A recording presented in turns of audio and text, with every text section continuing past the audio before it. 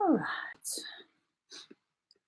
Let me just mute that. Turn off that. Hi, guys. Give me 1 second. Un momento. Por favor. So, welcome. My name is Emmie from Emmie Evolving. If this is your first time joining me, thank you for finding me. Where's my boobs are crooked? Okay, so let me just figure this out for a second. All right. Or maybe we'll do this. We'll do it this way. Oh. I was a little confused. So I'm live both on YouTube and Facebook. We getting a little extra lively today. If you are watching me on Facebook, I can't see your comment. Sorry. I can't see your comment, so you're going to have to come over to my YouTube channel and check me out over there. So, if you guys are not aware who I am, my name is Emmie. I am from Emmie Evolving, and I come live every weekend. Well, I try to. And I do expedited requests of energy work, personal readings, all of that good stuff. I change up what I have available every week. Every week I change it. So this week we have, I have it written down somewhere. We have bioscans. We have Claire Tarot readings. We have the Yin Code activation. The Yin Code activation will harness the potent incoming energies of the recent Wolf Moon lunar eclipse. For those of you who joined me for that sound bath last night, that shit was okay. But anyways, these codes are highly important components of your ascension and reclamation of abundance in all its forms, as well as your galactic memories that have been inaccessible thus far. When you're able to pull in your galactic memories, you'll be more likely to be able to access those abilities that are tied to those memories. So that's the Yin Code activation. And Yin is that goddess dark energy. It is a very, very real, beautiful part of your birthright. We're not just about that light and, we're about totalities, not dualities. So last night was a wolf moon. We have the wolf moon eclipse activation. Activations can take several days to integrate fully into your morphogenetic field. This service will tremendously amplify the effects of what happened last night, the energies that came in. Although the origin and legend of the wolf moon may be ancient, there still stands strong symbolism today surrounding this specific moon. A wolf is said to be strategic and communicative, possessing a specific rank in their packs. Because of these characteristics, a wolf moon is said to symbolize a time to look to community for creative solutions, inspiring individuals to communicate with those around them to overcome challenges. This service has the benefit of sending out a call to your soul tribe to come to you as you ready yourself to receive their love and support. We also have the Lotus effect activation. This one, I've offered this before, and it's a very, very potent clearing type of activation. It continues for up to 2 weeks, for some people even longer. A lotus is a self-cleaning plant. It exists in murky waters, and it excels there. So, I mean, really, pretty much all of us are in a murky environment at this point. A lot of shifting, a lot of disharmonic energies, circumstance, relationships. The Lotus effect activation is really, really an amazing expedite. We also have the ancestral wound clearing, pretty self-explanatory. With the ancestral wound clearing, this wolf moon lunar eclipse that just occurred really amplifies the efficacy of this expedite. We also have the starseed activation. And you guys can read more about these activations on our website link, okay? It's in the comments. And we have the light code clearing. A lot of people have messaged me requesting to have Reiki symbols, attunement, energies, frequencies, whatever it is, stripped from their field. This light code clearing will strip all of that away. I don't know why that makes me so excited. It strips all of that nefarious work out of your field. Anything that you've had done previous to this expedite, it doesn't matter who did it.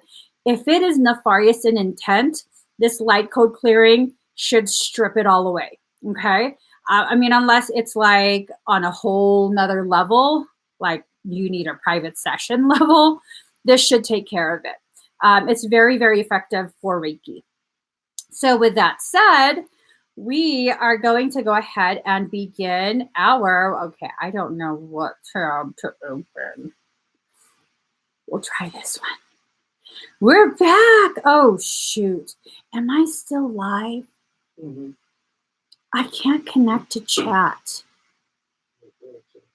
It says that I can't connect to chat. That means I won't be able to comment. Yeah. YouTube. Let me just go ahead and pop this bitch out. Hold on, guys. Having technical issues already. That's fine. We're going to pop you out. We just pop that out. There we go. All right. There we go. We got this. Oh, but then that's going to be bad. Oh. Let's restore the chat.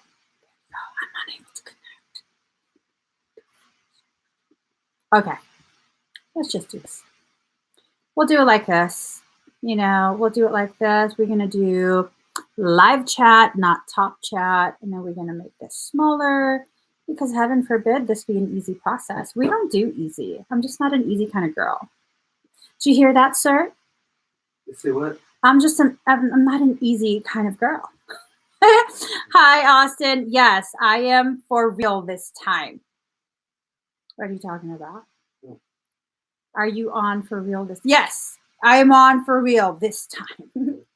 All right, so what we're going to do now, one of my most favorite parts, if you're watching me from Facebook, Facebook's hating on you.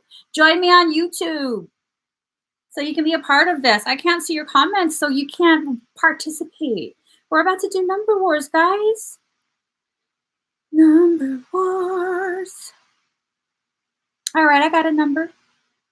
Pick a number from 1 to 100. The first comment that my eyeball sees that matches what I have written on my phone will win a Claire Tarot reading from me. Oh, I see it. Oh, stop. Stop. Monica Rose, you won at 49. Monica Rose. Monica Rose. All right, Monica Rose. Let's go ahead and do this. Let's do this. Monica. I don't want to cause you no pain. I just want to go back to being the same. All right, here we go. Here we go. Monica, I totally commented on your sister's comment. Or was it you? I don't remember who commented. I just know it was a Lopez sister. And I asked to be officially adopted because y'all are my brand of sassy. Okay. All right, Monica, let's see. Ooh, girlfriend. Mm-hmm. Uh-huh. So, wow. Okay, maybe I don't want to be adopted yet. Okay, so here goes.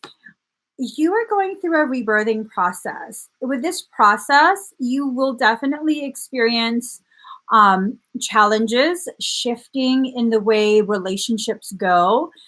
This can be relationships with other people. It can be relationships with your sisters. I'm not going to be your sister until this is done. I'm just saying. I don't know. I feel like you would yank my hair and I don't have much of it left. So you're going through a rebirthing process, okay? You're definitely going through rebirth, and it doesn't necessarily mean drama. It really doesn't. It doesn't necessarily guarantee drama with specific individuals. But with this, it's time for you to embrace the fact that you are indeed a wildflower. You have the softness of the petals. You also have thorns. You're equipped with thorns. And you should just allow yourself to be who you are. Okay? No more hiding any aspects of yourself. Allow your inner child to come out and play with the consciousness that you are expanding. Also, this reminds me that you do have a lot of light essence backing you up. This is something that's going to help you choose to continue to expand your consciousness, continue to evolve. Okay? And, you know, are you working right now? Because it's feeling like there's someone or some sort of circumstance that is going to make you feel as though you've been tossed off the edge. Retail, this doesn't feel like family. It feels like retail, like someone threw you under a bus. They done ran your ass over, girl. They ran you over. There might be something going on at work that someone's about to get in trouble for, and they are not going to own up to it, and they're going to try and blame it on you. Make sure you cover your ass, boo-boo. Make sure, okay? Make sure you take care of yourself. I know you're not a pushover, but this might be something that you or someone that you are fond of or are close to. So it really, it might come as a surprise to you. With this lunar eclipse that just occurred, and this is a message for everyone. With the lunar eclipse that just occurred, that wolf moon, it's this sense that basically everything is going to be shifting and people's true faces are going to be showing, okay?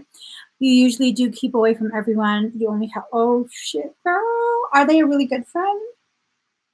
Are they a really good friend? Or it better not be your only one friend, girl. I'll fly to Cali. I'll beat her.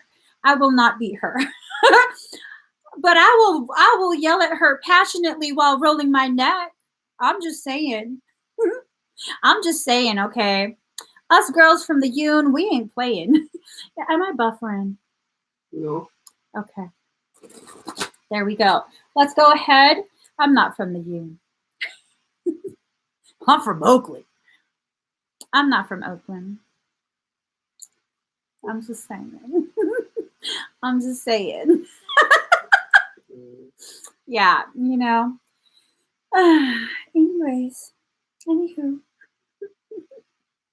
Where's my pencil? Here it is. I feel so efficient with this little pencil. I feel all executive, and then I could also fuck your ass up with just like, what'd you say to me? Right in the eye. What? You looking too hard? Right in the eye. I'm just saying. Let's see. Let's go ahead and write it. Oh, it is 4:44 right now. I'm just saying 77:25. 7, 7, 2 plus 5 is 7.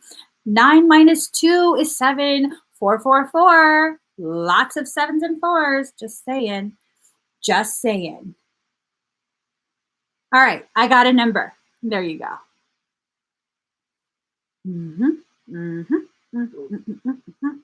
Are you going to look at the number? What? Are you going to look at the number so that you know? Oh. I thought I saw it somewhere. What? Why can't I scroll? Oh, well, that's just bullshit. They've limited me. I can't scroll. Echo! I'm sorry. I saw Echo is here. Echo Tootsies! Okay.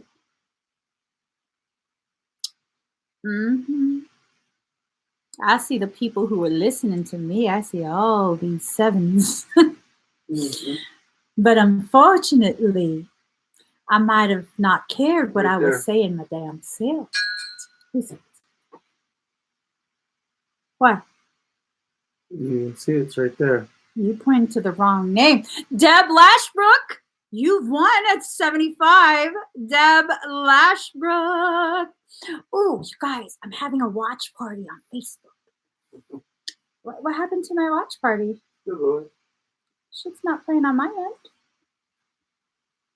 Let's just reload that. Deb Lashbrook, you've won! Yay! Mm-hmm. La, la, la, la. Well, hello, people on my watch party. My eyes are closed. Just everything's all affected. Okay. Let's see who's there. Who's you guys? Let's do a little roll call here. You don't play games? Okay, get the fuck off my live then, because we playing games, Johnny. Sorry. Sorry. He got all aggressive in his commenting. As a matter of fact. I don't want to delete this comment. I'm going to yeah. Hello, Johnny. Okay. Can you read? Can you read English? Allow me to translate. Gargle my crystal balls. Sip from that cup of truth. I'm just saying. Don't be telling me, getting all aggressive with me, that I'm not answering. I told you to join me on Facebook. I mean, on YouTube. I'm looking for the winner. The winner is Deb. Here we go. Sorry, guys. He got me all hot. I take off my damn socks. I'm all hot. Johnny got me all pissed off. It's really not that serious. You can't affect me like that. I'm just messing around. All right. Kiss my grits. That's right, girl. I heard grits was made of corn. I tried grits for the first time ever. I lapped that shit up so, like, I had so many bowls. Jesus Christ. Only to find out it's corn, my mortal enemy. All right, Deb. Ooh. Okay, I don't want to use this deck. Let me just pick another deck. It gets me all nervous. Let's just pick another deck, okay? We're going to be okay. Speaking more to myself. Yes, contain the crack hen. Not to say that I'm a crack hen. I'm just saying. Let's get Deb a card. Let's get Deb a couple cards. Here goes. Ooh. So, Deb, there's going to be some challenges. Card number 30, the perfection of your life. You are trying to get to another area of your journey. Right now, it seems like everything is kind of well, not really self-destructing. It's a little bit dramatic, but I'm dramatic. It's a little bit dramatic to say self-destructing, but you're in a deconstruction process, you know? So it's definitely something that's intentional. It's not some sort of self-sabotage. It's more of a sense that the way you exist, the way you perceive things, everything, it's being shifted. Yeah, and you're already aware of that. You're definitely already aware of that. You're going to have to focus on the light, okay? Card number 37, focus on the light. This is a call for you to recognize these are cycles, because like that's basically what you're treading on, okay? Those cycles. Allow yourself to use the fire that is destroying the old aspects of your existence. Allow it to serve as the light that you need to gain further clarity as to what you need to do. And you know what this is about, you know? It's something that you've already been dealing with for some time, and it's getting to a point where you're making changes, you're affecting the right kind of changes for yourself. It's just taking a little bit longer than what you're used to. That's all it is. Card number 4, against the grain. You're going to have to stick to what it is you need, all right? And what you need is going to always go against the grain with what is popular for the environment that you're in. Yeah, I know you're ready for this cycle to end. It ends when you remove yourself from the wheel because you're walking on this wheel with the same individuals. And it's time for you to recognize if you get off of the treadmill, you're no longer part of that. In order for you to no longer be part of that, you have to get off the treadmill. So this is probably about diet. Okay. It's probably about diet. You're already working on that. It takes time to shift. It takes time to shift it. Okay. Be patient with your process. You'll get there. You'll definitely get there.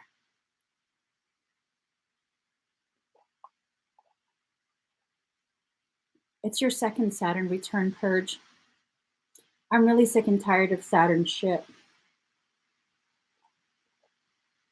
I'm just saying. I'm getting real sick of Saturn shit. I watched something earlier and it was talking about how Saturn is part of the reason why I deal with so much. It's okay. I'm not going to hold it against you, Saturn. Or I might. Who knows? I'm going to pick another number. All right.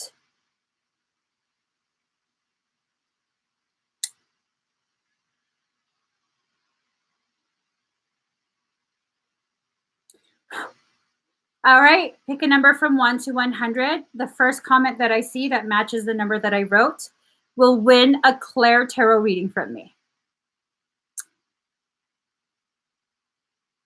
Oh, I see it. Metal stud muffin. Hold on. Do you see it? I couldn't stop the scroll. Yes. Does it match? Yes. Does it match? Yes. Okay. Metal stud muffin. You won at 12. Ooh. Metal stud muffin. Let's go ahead. Let's go ahead and do this. I'm just so extra dramatic today. I don't know what it is. I didn't want to get up. I didn't want to go to sleep. Just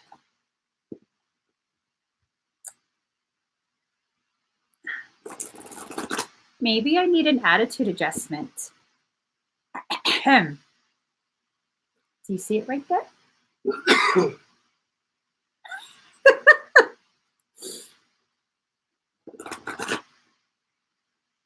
No. No. He's handing me the paddle. Okay, just take my hand. Okay. Here we go. Metal stud muffin. Are you planning on starting some sort of business or project? It seems like you're planning on starting something. Card number 17, what is already with you? This is a major move for you. It's a huge decision. And it's like you're kind of dragging your feet a little bit. You're worried that you're making the wrong move, but you're not. You're not, because you already have all the components that you need in order to do this. So card number 31, trust yourself. Everything in creation is conspiring to make you succeed. Everything in creation is doing this, okay? Nothing's decided. Is it your fear of finding out what needs to be done? Are you afraid? Is that what it is? I mean, I don't know. I don't know. I'm wondering if that's what it is, though. Card number 37, focus on the light. I think this has a lot to do with, I guess you could say, insecurities. You're not sure if you're actually getting intuitive hits, guidance, or if you're just imagining things. I highly doubt you're imagining things, okay? Allow your mind to quiet down and let the information through, okay?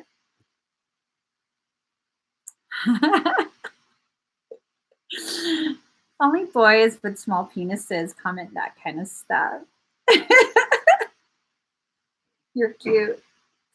You're cute. Hold on.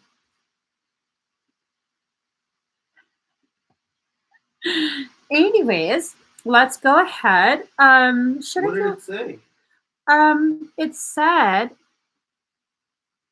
You girls are ugly, and I will flirt with girls in front of you. And a guy like me will make you feel so insecure.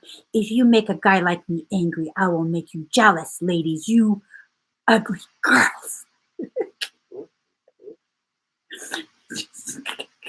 He's so cute. La cocaína.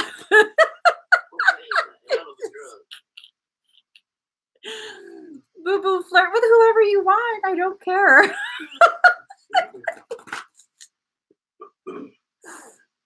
Did I hurt you? I'm sorry. Please don't flirt with anyone. Shit. Just who cares? Be happy. Just be happy. Take your meds and be happy. Let's see. Here we go. Here we go. I like the way you look. No diggity, but a baby though. So yeah, this isn't Facebook. That's right. That's right. Hold on, guys. Let me just find the link.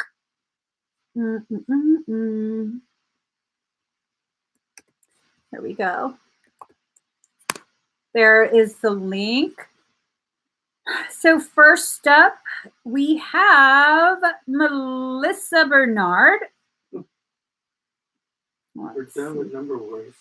Oh, are they still get my comments are stuck. So okay.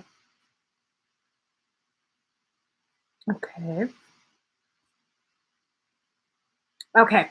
Melissa, is you? Oh, she's here. Well, is she still? She's still here, right? I think so. All right.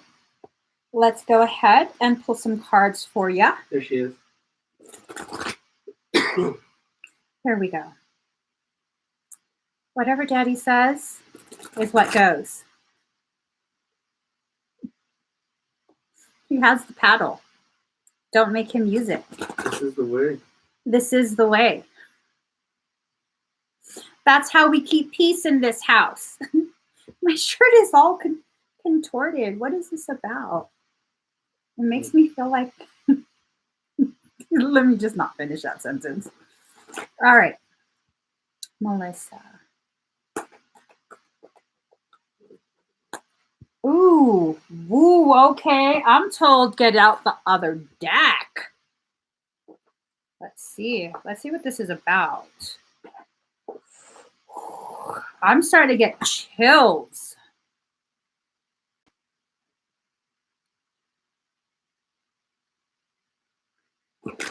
There we go. If you are watching me on Facebook, please do join me on YouTube where I can actually see your comment. YouTube appears to be some form of democracy while Facebook is communism. Oh, can you pick up that card that fell? Please. Thank you, kind sir. Actually, I should be drinking this from my... He's using this as an opportunity to grope me. Don't stop. Keep going. It's just... Here we go. If you make me uncomfortable, I will sip from my cup. All right, Melissa, this card fell. Ooh, girlfriend. Girl. What's that one game when we were kids where you take the string, you wrap it all around your fingers, and your friend has to intertwine it in their fingers? Do you remember that game?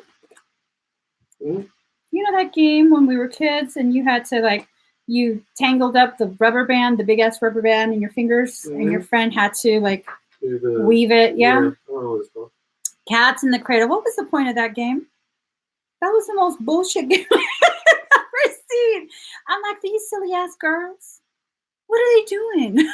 I never understood it. If someone could please explain that, that would really help me figure out a portion of my life that I have never been able to figure out.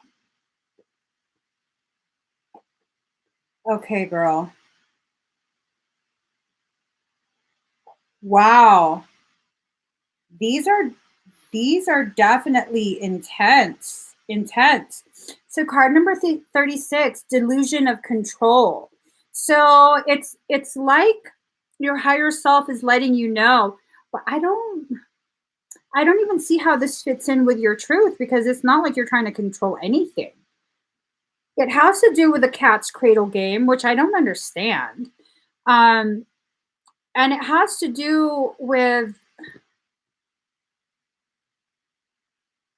as above, so below, your consciousness rising. This is about sacral energy. This is about solar plexus energy, quantum entanglement. Your strings are entangled. And, ooh, it's this sense that the strings are entangled, and you're going to have to just, we'll see. Okay. I think this has more to do with your expertise with crocheting and knitting. If you have a tangle, how do you release it from your yarn? Are you going to do it with force? No. But again, at the same time, I don't feel like you really have that kind of issue or struggle with control. So, a yarn barf. We fucking need that on a shirt. So, you dangle and gently shake. This is what your higher self is planning to do to you. It's about to dangle you and gently shake. And another thing, I mean, isn't knitting, crocheting, isn't that nothing more than a controlled tangle, a designed tangle? So this is kind of what's going on. Your higher self is letting you know your life is a designed and intentional tangle. So that you and something else is entangled. I don't know if it's an individual. I don't know if it's a certain trajectory that maybe you're aware of, but maybe you're not fully just flowing through it. Because I understand that you need to be able to plan for things, and it's not that you're challenging soul. It might be more that you are trying to exercise a little too much um, order in the way soul wants to just chaotically push. Who wants to be pushed though? Okay, let me pull my own personal thing out of that. Card number 19, feminine principle. So, you know, this has to do with you moving forward, not being worried about how things have gone in the past. It might be some fear of like looking back. Maybe there was a circumstance that if you hadn't planned, if you hadn't made some contingency plans, you would have been in really, really deep, deep shit. But since you did, it kind of got you out of that. And it's this sense that your soul is saying that you just basically delayed the inevitable, experiencing that kind of shakeup to shake you out. Does that make sense? Your soul is confusing me right now. I'm gonna be really honest. Your soul is confusing me. But this seems like, regardless of how I personally feel about it, this seems like it is on some level accurate, because their first number that you start with, 36, 3 plus 6 is 9, and then 5 plus 4 is 9. So 54, new consciousness. Notice how the sun was behind you, in front of you, and it's small, and then the moon is behind you. So there's a lot of things from before that you keep very much to yourself, and it's like an eclipsing. So what you need to do is just allow yourself to let all of that kind of go, the old, let it go, allow it to do whatever it's going to do, so that way you can really exist in your totality. This is all about trusting your soul. Okay. Shake you out of your comfort zone. It's all about trusting your soul. It's all about moving forward, because you have all the components, you have all the colors of the rays of creation, but they're still broken apart. So it's kind of like you have all the pieces, but you're so focused on one thing that you don't quite realize yet that you have all the pieces. Okay. I hope that's making sense for you. I really hope that's making sense for you, because it barely makes sense for me. Oh, I was told to look at the bottom of the deck. Card number 51, conservative attachments.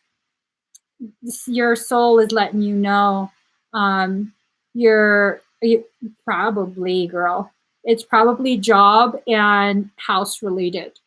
But it's like you're holding on to certain aspects and you're needing to let go. Okay. I don't know what it means to let go.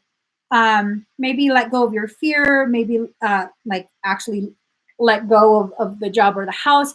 I don't know. That's something you definitely have to discern on your own.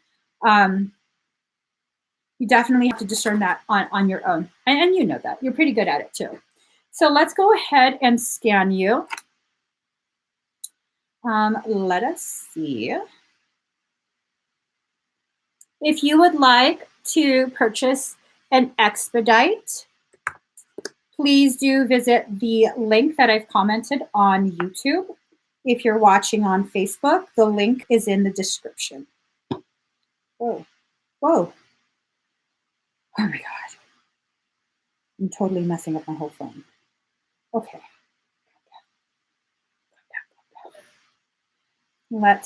Oh, I don't even need this when I'm scanning. Well, let's just play it anyways.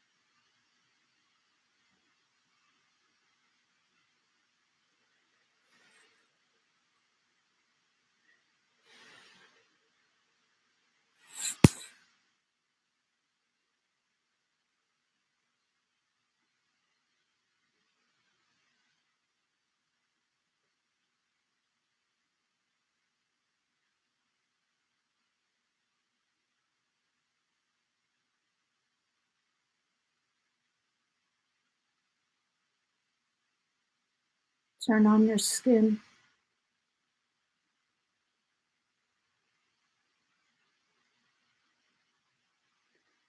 I'm going to send a charge to your A-OK. Amplify and load it into the skin, okay?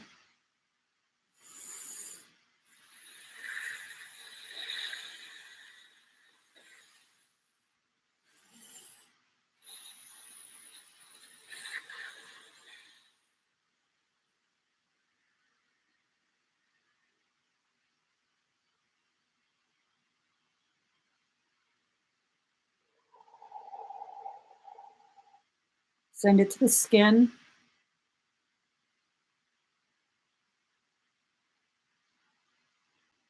I'm going to send additional charges to your skin.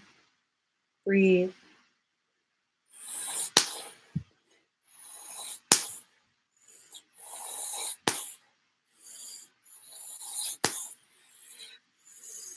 Amplify and get ready to detonate.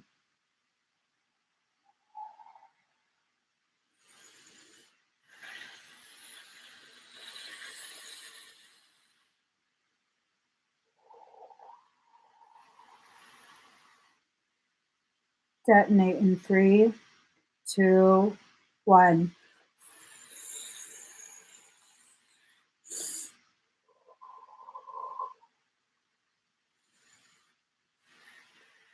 Tracking.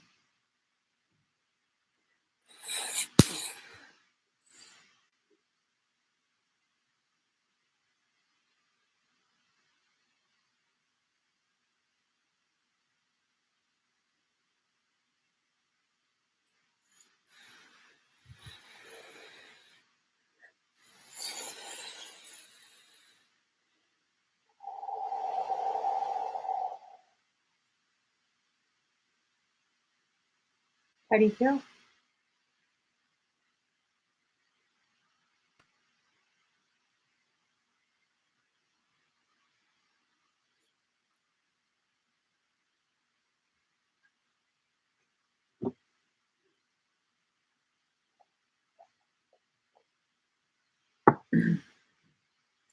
So there was a finding.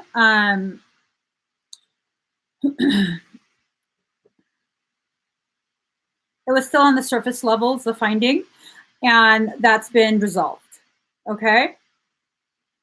Let me just check.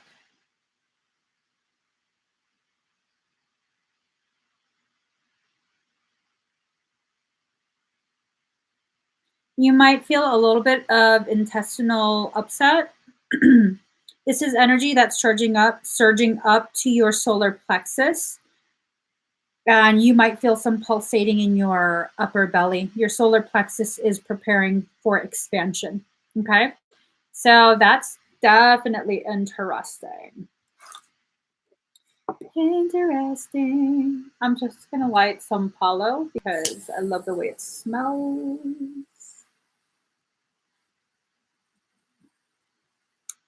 And I love its choo-choo. All right. Okay. Thank you, Maud, for commenting that link. Let us go ahead and you're welcome. Sean LaCour. Is that Lauren? Lauren. I remember.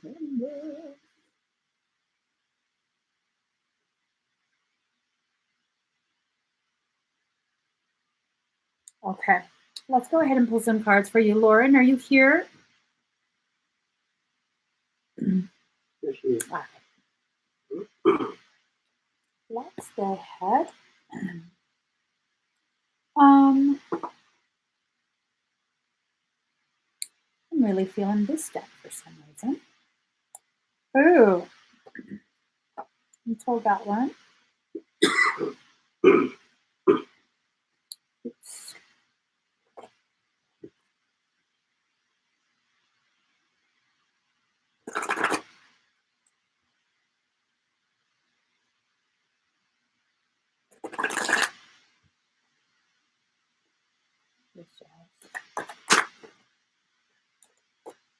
That is a ton of cards. All right. Very interesting. Very interesting. I'm keeping all these cards for you. So you have card number 60. With card number 60, this is about coming full circle, okay? You're coming full circle right now because you've allowed yourself to shrink as much as you're going to be shrinking. And now you're allowing yourself to rise. You're allowing yourself to expand, which is what this circumstance was supposed to do. It's taken as long as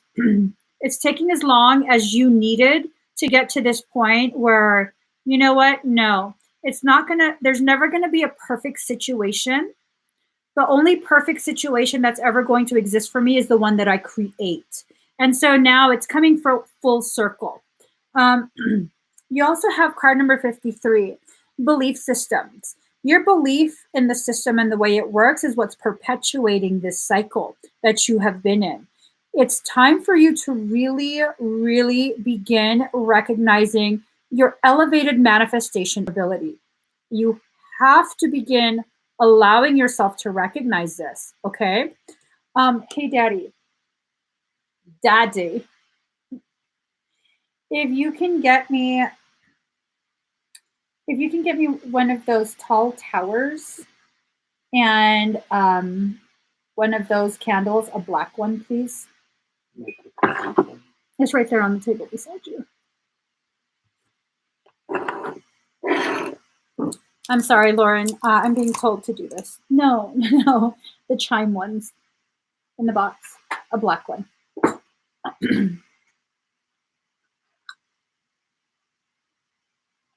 Water.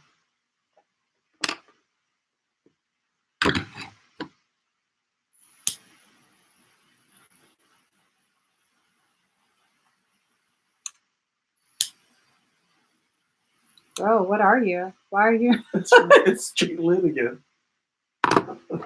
Well, then we just do this like this.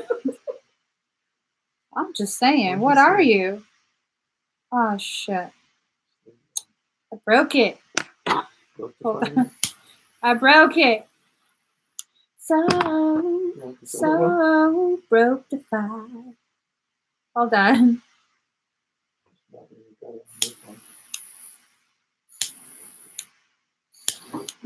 As long as it doesn't fall over. Hold on, Lauren.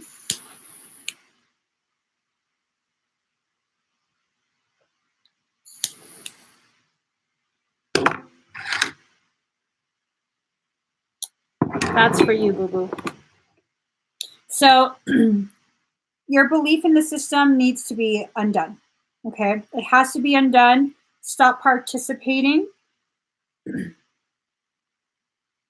Stop participating in the belief, because what's going to end up happening is your elevated manifestation ability will continue to feed that system. Okay? Hold on one second.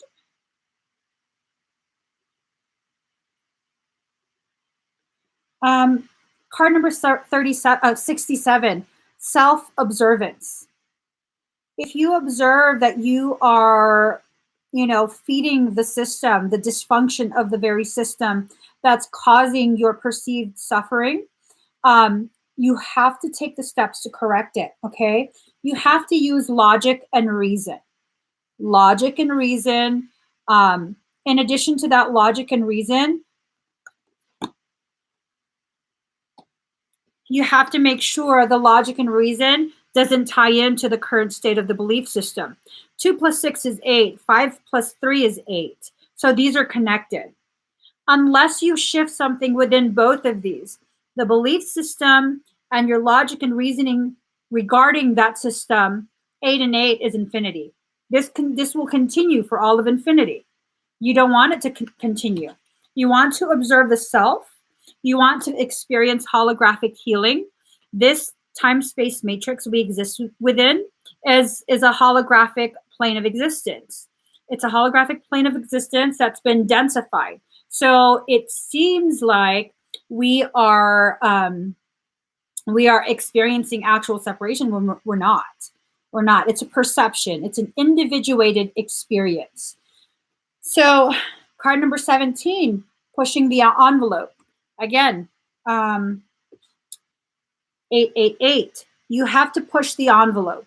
You have to stop fighting in the way that this system makes you think you're supposed to fight. You have to claim ownership. You have to claim ownership of the victory. The victory is already guaranteed. You're just needing to claim ownership over it. Ooh, that's powerful. Ooh, let me just let that soak in. Let me recurl my lash. The victory is guaranteed. You just have to claim ownership over it. All right? I hope this is making sense. And then as you experience that, this is the most key component, complete surrender. When you completely surrender to what these are telling you, card number 70, 7 being the number of divine completion, 0 being the number of point of origination. This is your point of origination. You're coming full circle. If you allow, I'm getting goosebumps all over. If you allow yourself to receive, card number 6, number 6 means receiving. 0 means point of origination. You've received the lesson. It's time to complete it and return back to your point of origination, that point of reunification. So this 888, okay? 8 plus 8 plus 8 is 24. 2 plus 4 is 6. It's coming full circle back to the point of origination. You are completing this back to the point of origination, but you have to completely surrender. You have to take all of these components. You have to observe yourself and how you are feeding the continued wounds within this holographic healing process. So all of this is in your hands. It's within your power. You have to just claim it. Okay? It's It's sometimes difficult to claim it until we wrap our mind around it, because this system has a very real way of convincing us of our loss. When in reality, if you realize, if you accept that this system we exist within is a convoluted holographic reality, you'll see that everything's turned upside down. So what you perceive as loss is nothing more than the process of challenge and resistance that is increasing your strength, so that when you are at the top of this hill that you're climbing, you would have pulled in all of your power back to you and claimed that victory. That's all it is, boo-boo. That is all it is, okay? So I really hope this helps you. This goes beyond the legalities with your son.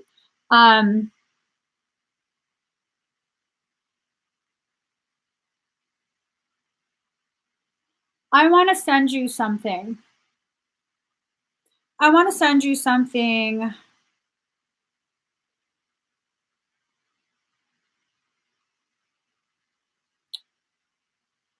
I think you should have a customized smudge blend. I've been really, really exploring and embracing some of my previous lives. The ones that I was most like, oh my God, that's so taboo. I don't ever want anyone to know that. Santero, hoodoo, all those lies. I don't curse people. That's some bullshit. But I like to undo that kind of shit. It tickles me. It really tickles me. So I was making a custom blend for someone the other day. Actually, it was yesterday, or was it 2 days ago? I think it was 2 days ago. And I was recalling all the metaphysical properties of the herbs that were in front of me. And for whatever reason, my higher self, like, earmark that. And all the things that I was earmarking, I'm like, who's having a legal battle? What is this about? Am I going to have a legal battle? I don't even have drama with anyone. I think it's for you. So I'll make something. Hopefully it helps. I have a candle lit for you right now. Claim it. It's that easy. Claim it. Okay? Stop trying to convince yourself it's a lot harder than what it is. All of this struggle that you're experiencing right now is to show you, to prove to you finally just how strong you actually are. Because you've still convinced yourself you're not strong enough to handle this. And it will continue until you admit to yourself, you know what, I am strong. I've been dealing with this. 100% at 523, 55 watchers, 32 thumbs. 55555. Change all across the board. Change. Allow the change to occur. Stop standing in the way of your change, okay? So I hope that helps you. Next we have Nicole Plant. If you guys would like to, we don't give out order numbers. If you guys would like to purchase an expedited, What kind of thing is your order? oh, that was, I'm sorry. I'm like, why would I give out order number? That's fine. I'm sorry. I have lashes on and I'm already partially blind anyways. So, okay. Can you, It's already answered. okay. I'm sorry. I'm confused. Nicole Plant. You're up to bat, Nicole Plant. Let's see. Ooh, okay. Let's go ahead and do that. Did you say, oh, she's here. Yes. All right, let me get a sound. And I want to make it clear, because I'm kind of just being reminded to make this clear. There are times where my higher self makes me aware of the need, based off of what my heart needs, the need to do more than what expedite was chosen by the individual. And so I do reserve the right to do that. Just because my heart tells me to do something for one person, it doesn't necessarily mean I'm going to do that for everyone. I go based off of what my heart tells me is right. Okay? So let's see.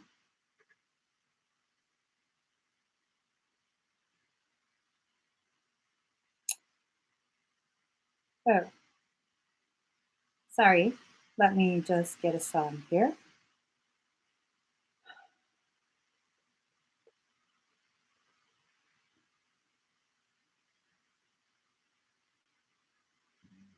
Excuse me.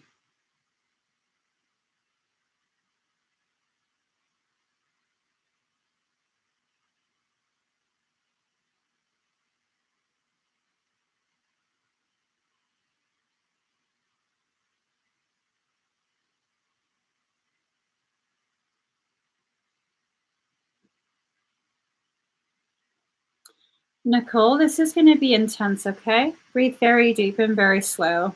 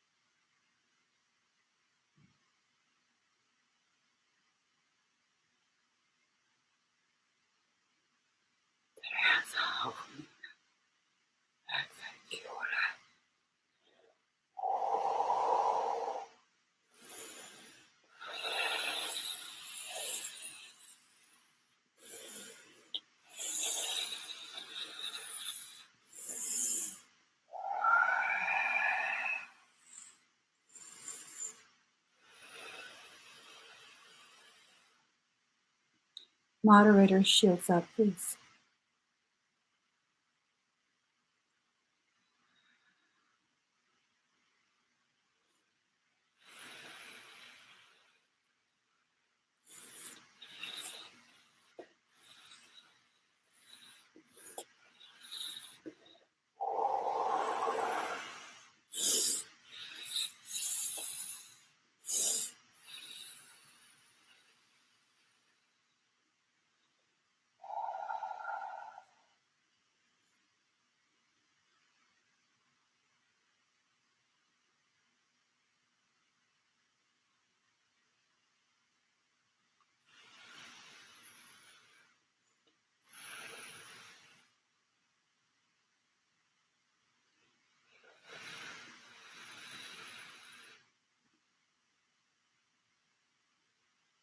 How do you feel, Nicole?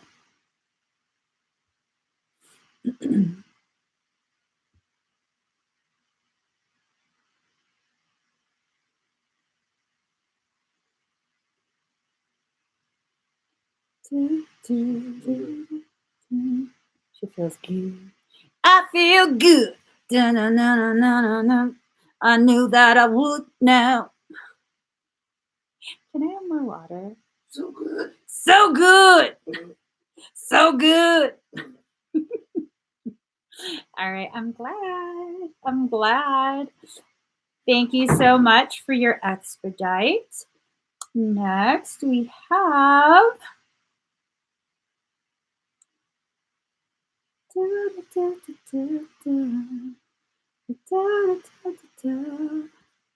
baby, you broke me down. That was an ancestral wound clearing. So if you would like to purchase an expedited request, there is the link right there, commented. I'll go ahead and find this. There you go. Let's go ahead. Give me 1 second. Un momento, por favor. Suzanne Mackey. Did I say that right? Suzanne Mackey. You're welcome, Nicole. Suzanne, are you here?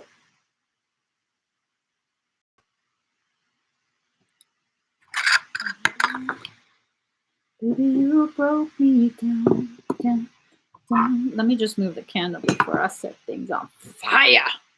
Because that's kind of what I have a tendency to do.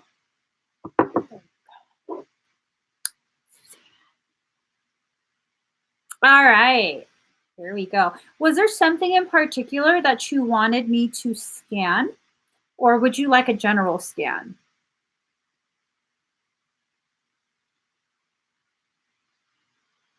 Hi, Tanya. Baby, you put me down, down, down. General. Let's see.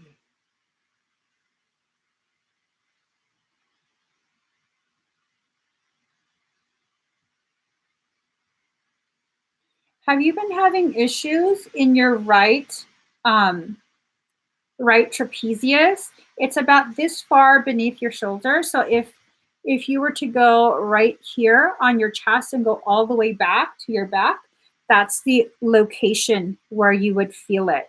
Have you been feeling anything in that area? You have a latching there. It's a pretty intense latching.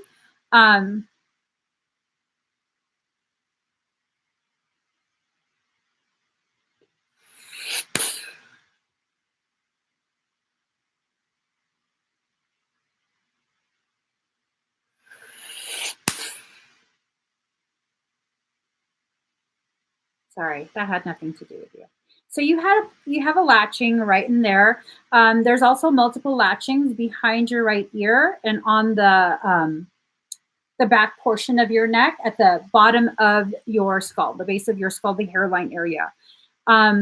This latching has a tendency to aggravate you. It likes to try and shift your mood. Thank you, sir. It likes to try and shift your mood into something more negative, and one that has a tendency to cause a flare up in your insecurities, in your it makes you question yourself quite a bit. Okay.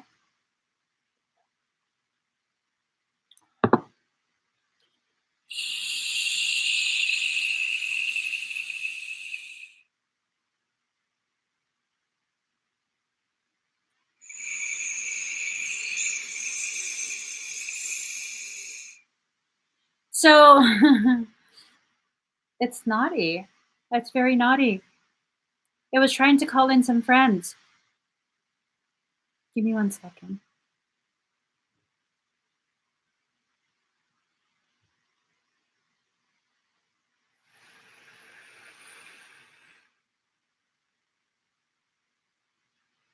I've created a perimeter around you so that it can't send any more signals out. It's very chatty.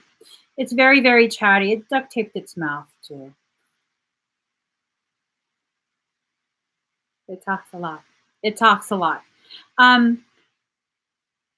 Just scanning the rest of you. It appears that you have a parasitic pouch in your low belly.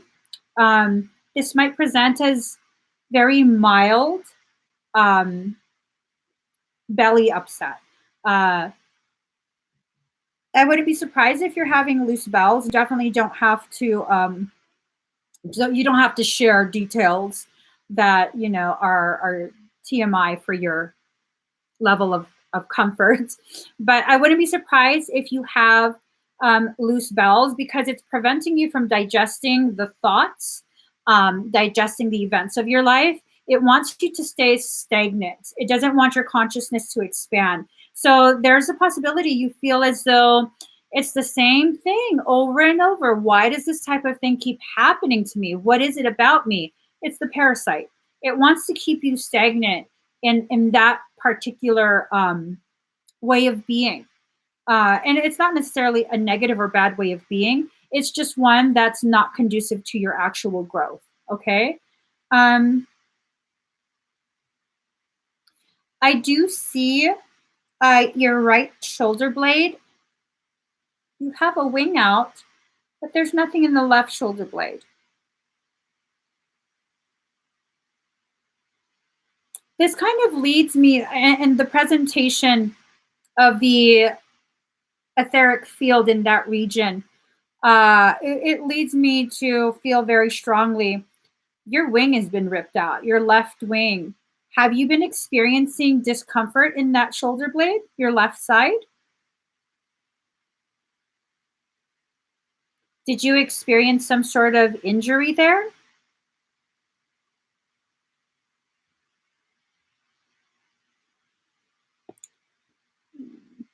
I highly recommend that you consider a parasitic extraction. It doesn't seem like, let me just finish scanning.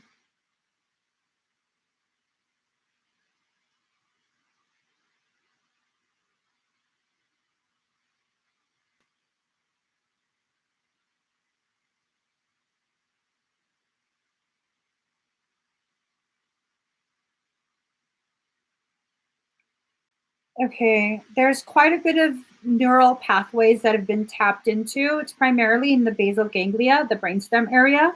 It's also tapped into muscles in your neck. Again, primarily the trapezius. Um, do you get like neck twitch? Oh, you got Reiki done.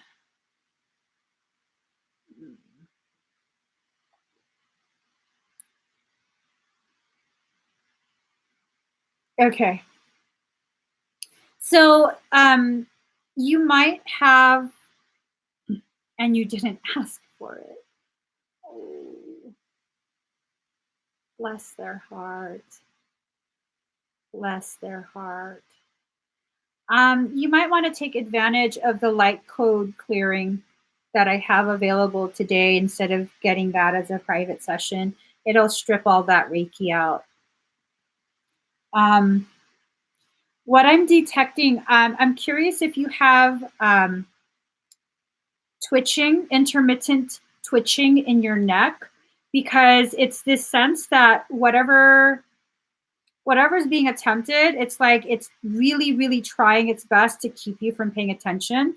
So, like if something your higher self is trying to show you on the right side of your periphery, instead of looking that way, you'll twitch and it'll be like, oh, my neck hurts. And so you'll be distracted and look on the left instead of the right. So a lot of the information, the messages that your higher self is giving you is largely being interfered with.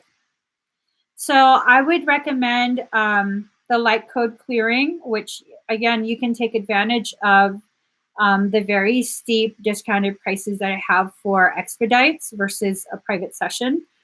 And I recommend a parasitic extraction plus DNA activation add-on. The add-on is only, I don't know if it's like $25 or $50 more instead of purchasing a whole different session. So I don't think this should be allowed to continue to exist within your field. Some of these parasites have been with you for quite some time. You have quite a few, okay? All I mentioned were the primary. If I were to guesstimate around how many latchings, you're still well within the norm. I would say about 40 to 50 latch points. They're spread throughout the body. I would definitely encourage you to consider a private session, okay? Especially with the way the neural pathways are being tapped into. It's very smart. The parasite you have is very smart. And typically when you have a parasite of this level, that tells me that you are actually very powerful, not the what people would assume, like, oh my gosh, why do I have so many? That means I'm weak. They work the opposite. I tell you guys, a lot of the things that we're taught, a lot of the logic that we adopt from our forefathers, because of the distortions, are convoluted. It's all turned upside down. So something's been feeding off you for a while. Okay. Yeah. Yeah, definitely. So I hope that helps. No one wants to hear this kind of stuff in a scan, but at least now you know why you're experiencing the symptoms you're experiencing, and you can begin, weighing your options. Okay. So thank you so much for that. Let's go ahead. The next person is Cheryl Walker. All right. Ooh, nice. Cheryl, are you here? She's, yeah.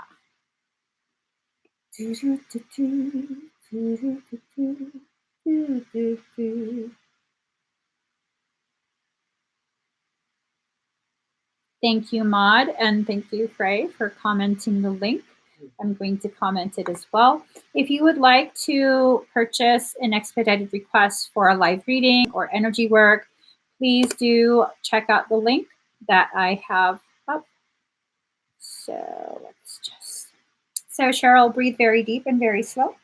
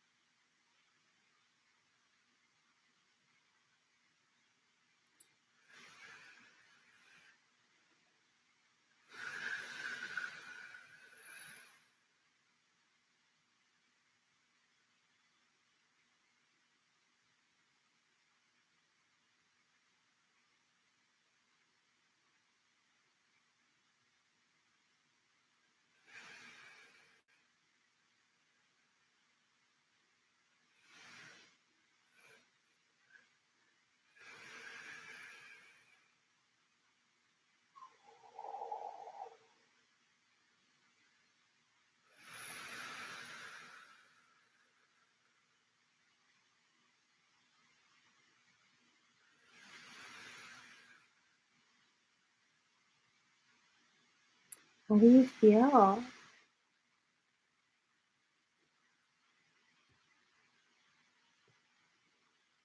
I love that.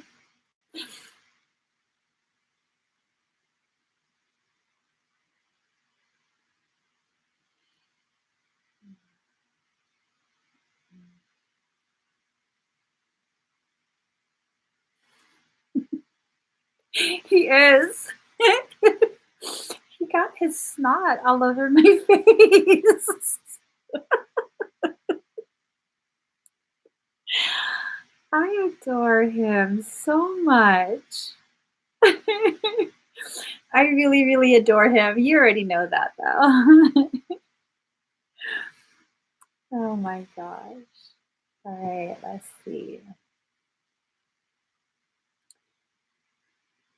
You're welcome, Cheryl.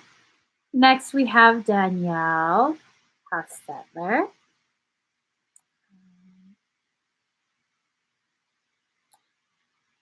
Okay. Let's see. So, Danielle, are you here? There you are.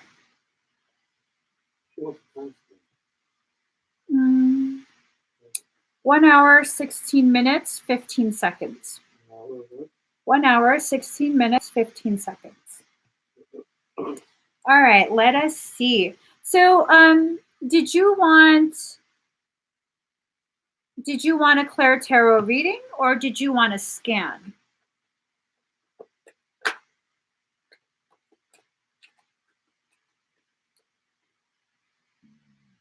Excuse me.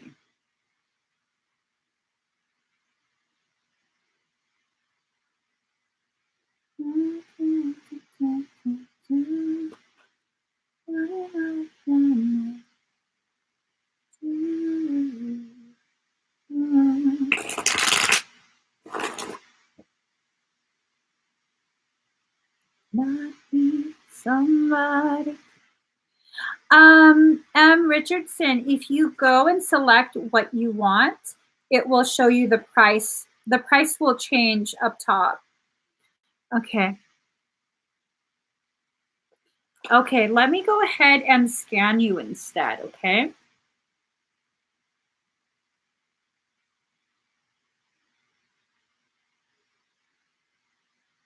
Are you having a hard time with your thoughts lately? Are you having headaches? Headaches and challenging thoughts? And the headache would be more of, it's not something huge or extremely painful, but more towards the back of your head.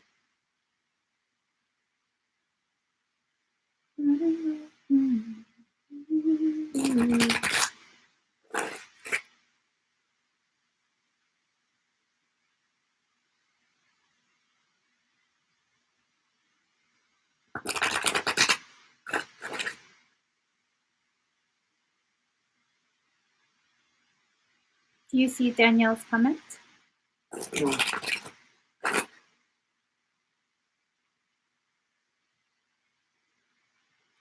So Danielle, I don't know if you've commented. I don't see it, and neither does Frey. But what I'm seeing is something basically just chomping on the back of your head.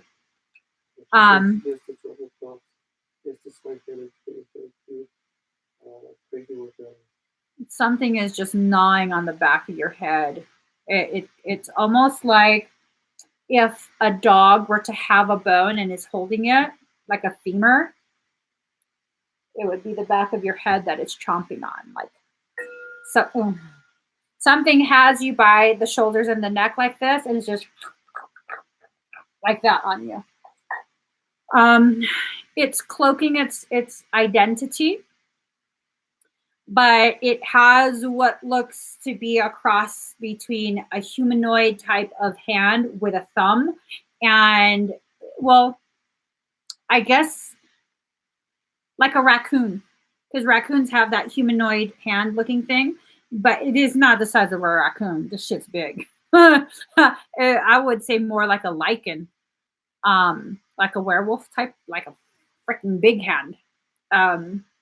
The fingers would be like double the length, like that. It's really big. The palm's also huge, but the fingers are much longer. And I can see the mouth. So werewolf type, I forget what their other name is, like a lichen. They have a longer snout, kind of like Anubis, because I've seen those before. This has a pushed in snout. This is like a hybridized being. It almost has like a, I want to say like a French bulldog type of pushed in. Like the face is small. It's not wide and big like a English bulldog. It would be more like a French bulldog. Smaller face, but the head is kind of large, and the mouth opens really big. That's just ugly. Was that too much info? I don't know if that was too much info. Okay, so yeah, basically confirmation. Something has taken advantage of. Did you get upset over the past week or so? Week or two? Did you experience something that caused you to get really upset, like, for a day or so? Because something took advantage. What it looks like, there's something disharmonic that occurred, and it caused your frequency to dip temporarily, and you kind of picked yourself back up as you do, and that's when it was able to access. I would suggest another parasitic extraction. I know, girl, you're probably getting sick of this. I would suggest that, and you've been on edge since last week. Well, honestly, I'd be on edge too if something was chomping on the back of my head. You're sensitive to energy. You on some level are aware something's going on. You're aware. You can't. It feels like 2 weeks more than just a week. To me, it feels like something happened about 2 weeks ago. But I think probably the best course of action, because you don't want to keep buying sessions. Really, that's just not, economically speaking, that's not a solution for you. That's not something that will be easy to maintain long term. And, to me, that's just not acceptable for someone to have to keep going to someone else. I think what you need to do, obviously, an extraction is necessary. I think what you should do is join my Kokoro 33 classes. Not just the Kokoro Light, the Kokoro 33, so you'll understand how to work energy and maintain your own auric field. There is no reason you shouldn't be able to do this for yourself. Okay? There's no reason why you can't empower yourself. And with the way the classes are, I know you're super busy. I know you work really long hours. Your attendance on the live stream is not mandatory. You can work at your own pace. I do teach via live stream on a private platform, and that's recorded. So if you can't make it to the live stream, then you can just watch the recording. So I do live instruction, and I also do PDFs on my teaching platform. So you'll have both.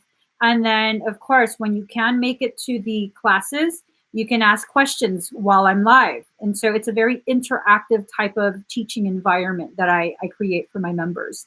I want you to seriously consider that. Okay, Danielle, seriously consider that. I don't want you to have to keep coming for sessions. I want you to realize your own power and do this for yourself.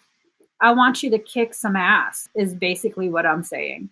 You can't go from one circumstance where someone is treating you poorly to another circumstance, 5:55 p.m., to another circumstance where now an energetic thing is treating you poorly. So I want you to remember your power. It's time. It's time. Maybe that's what all these circumstances are pushing you to do, forcing you to take the steps to recall your power back to you, to remember how to access consciously, cognitively access those abilities. I mean, to me, that's kind of how it's panning out. It's time for you to kick ass. Okay. I hope this helps. Obviously not what you wanted to hear. No one wants to hear that, but sounds like you already knew on some level. You already knew, and awesome that Catherine is helping you with that too. Very, very awesome. Jody, yeah, no, I have a lot of people that join my events from Canada, from Australia. Like it's international. It's a good mix from all sorts of different nations, Asia, the Middle East. It's just really a huge mix of different nations. It's not all just stateside. And I teach classes on Saturday. This is when I tend to, that's the schedule. Every Saturday at 10:30 a.m. Pacific Standard Time. So that way the international members, crossing fingers, they don't have to work. So if they want to try and attend live, it's easier for them to attend. But yeah, the time difference, it can get tricky, but it definitely gets worked out pretty quickly. Once you get the swing of things, it gets worked out. So let's see. Oh, and just so you guys know, the people who are members of my classes, the support doesn't just end when the live stream ends. You're added to a very private, it's a secret group, and all the members have the ability to kind of interact with each other, support each other. I'm like seriously proud, very, very proud of the fact that none of my members compete with each other. Everyone is very supportive of each other. Everyone is just fucking amazing. That is one of my greatest things. I don't even know what to call it. It's one of my things where it's like everybody just freaking supports each other. There's none of that competition shit where, oh, that's all you know. We don't play that. Everyone is just like, no, don't be scared. Yeah, no, talk about all your stuff. So I love it. I love it. All right. Next we have Moon Chicky. Moon Chicky, are you here? Moon Chicky, Moon Chicky. Yeah, you can order a Claire Tarot. You mean for a private session? She's here too. All right, she's here. Where did Moon Chicky's thing go? Oh, here it is. Come on, open. Okay.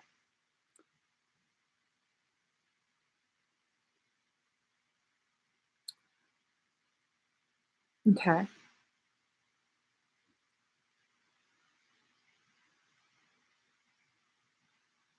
Okay.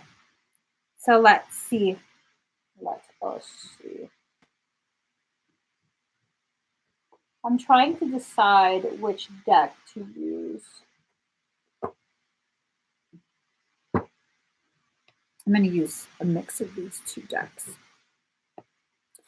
So matriculation.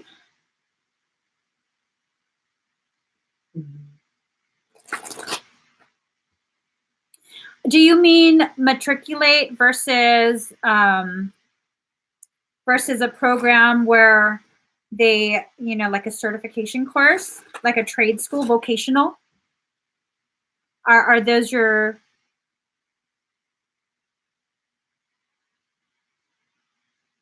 Do you want me to ask about that as well?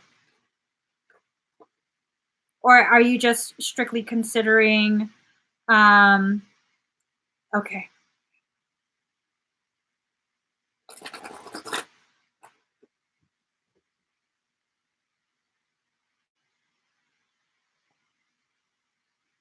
Oh, girl, look at you.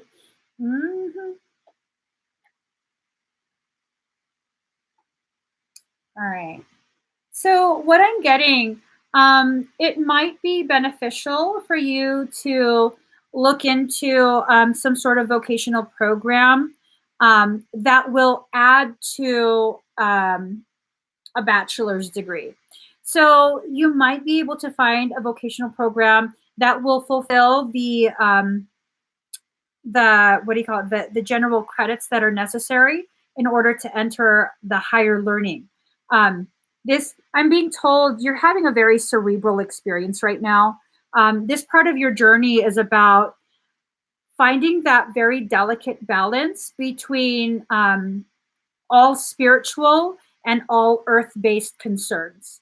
So it's really trying to find that beautiful, beautiful balance. You have power coming back to you in your attempt to process. This is your personal power. The way you communicate this totally brings that power and amplifies it. You have power all over your shoulders. You're able to really, really walk forward on this journey, knowing you're protected. You're very much protected. I don't feel like any decision you're making is based out of fear. So that's very good for you as well. I'm getting that the most efficient use of your time, if you can find a vocational program, they'll be able to certify and train you so that you're almost, well, you know what, I want to say guaranteed employment in the field that you're going to get a BS degree in, because you really have an ability to sell yourself to an employer. I mean, and this is another aspect that you're really working on right now, allowing your communication to be spread across the entirety of your identity. That's why the blue is covering the whole face. It's not confined to the throat.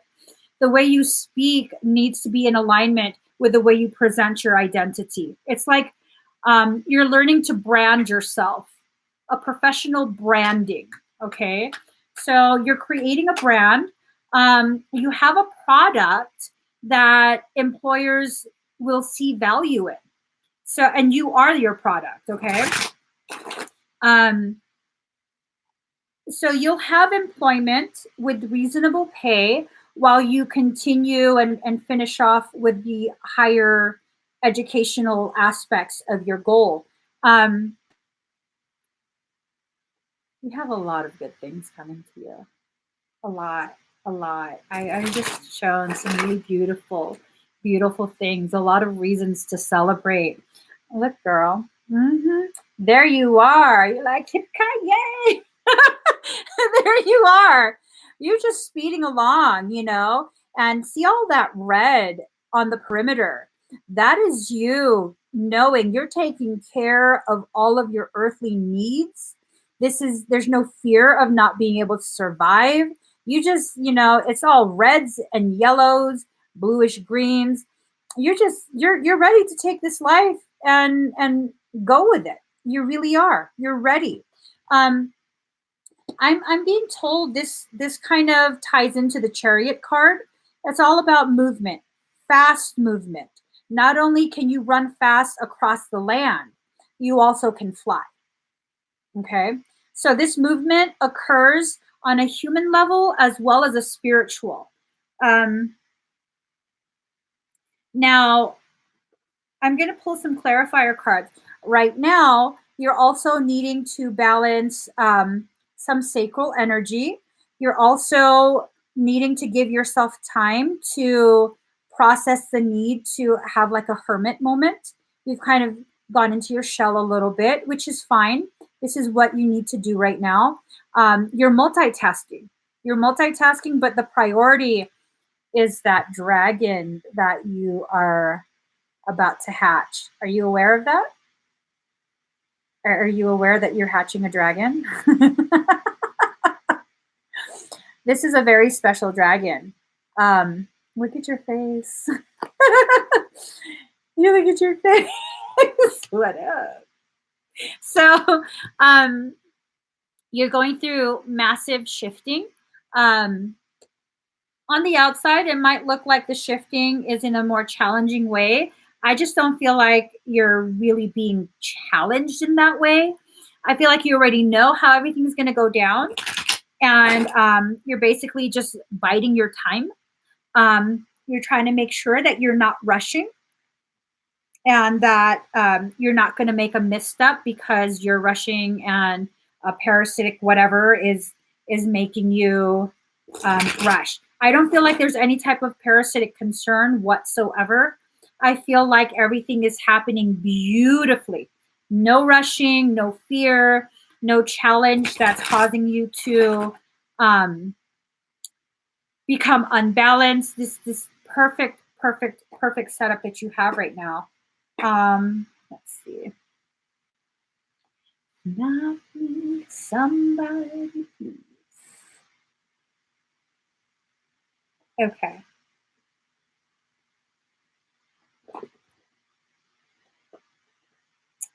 So this is about financial dependence. You're definitely already addressing that. You have plans for that. There is the potentiality that someone who can affect your financial dependency sees what's going on, sees your growing independence, and feels some sort of way about it. Like it feels more like a concern slash envy that you're claiming this type of freedom. It's like a sense of, well, you can't just do whatever you want. You have duties and obligations. It's probably family.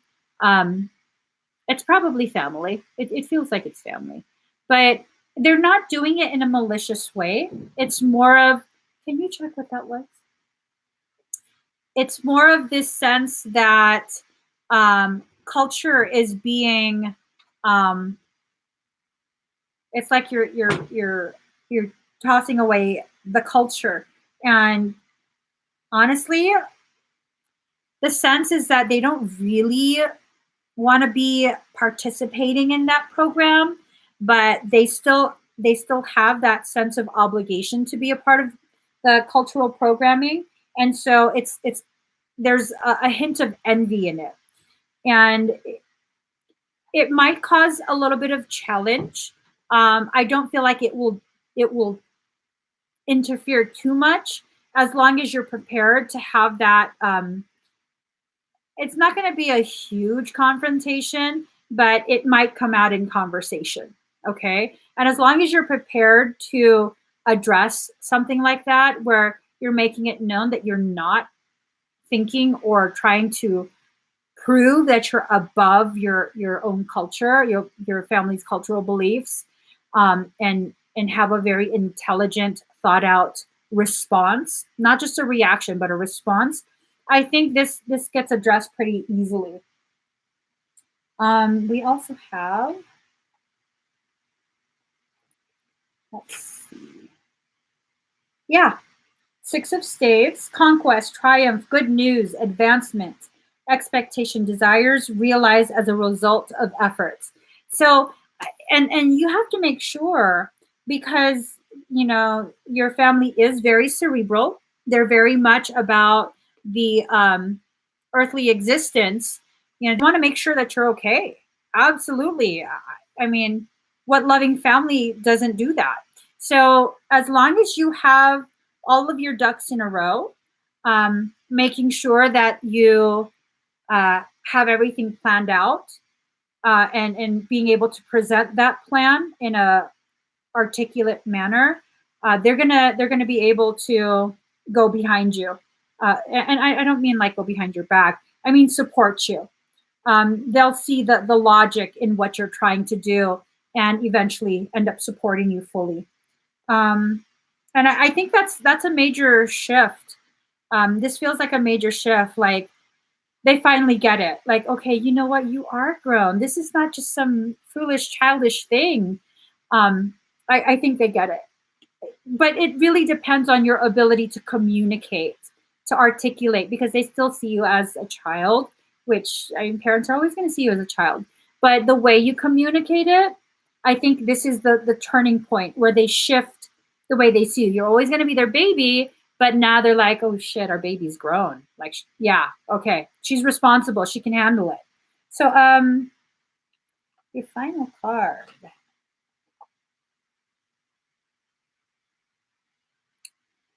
Okay, so be careful with this, okay? Four of Coins, love of material wealth, hoarder, um, inability to share. I don't feel this is you. I really don't feel this is you. I feel like um, this is someone who, again, that envy, it might not even be a parent. This is someone who's like, why does she get to like not follow tradition? Why does she get to do whatever she wants to do? No, that shouldn't be how it is. And again, you're going to have to formulate, you have to think of a very solid response, one that's intelligent, one that can assure them, this is my path. You know, you have your path, you had decisions that you could have chosen, you chose a traditional path. I'm choosing something that's not traditional, that opens me up to greater potentiality. And you're going to have to respect my decision to exercise my freedom, my sovereignty. I'm still going to make sure I make responsible decisions in life, and you don't get to tell me how to do that. My When my kids argue, let me just share this. When my kids argue, when my oldest tells my third born to not do something or to do something, my third born will turn around and tell him, like, with a dead ass serious look on his face, you're not the parent, you're a kid just like us. I don't oh, shit. And then he'll be like, tell him, Mom, he's a kid just like one of us. So just, just a little tidbit of advice there. I hope that makes sense to you why that advice was shared. Uh, but really beautiful things are occurring. I'm glad that you've kind of taken your time. I think that taking your time, it absolutely has allowed this circumstance to ripen to a very beautiful stage where you can turn it around and not have it be such like a confrontational type thing where it's a power struggle. It's more of now gifting you with the potentiality of recognizing your elevation in your maturity level and your ability to handle life. And it's such a turning point for you. Okay. So this is exciting. Good luck with all the school stuff. Okay, let's see.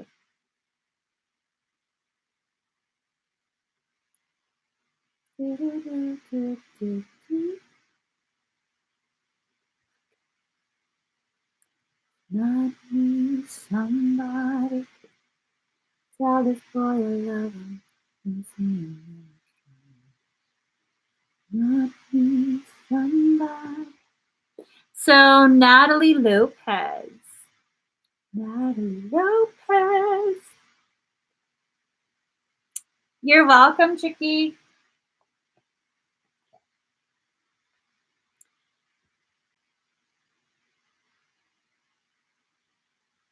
Let's pause.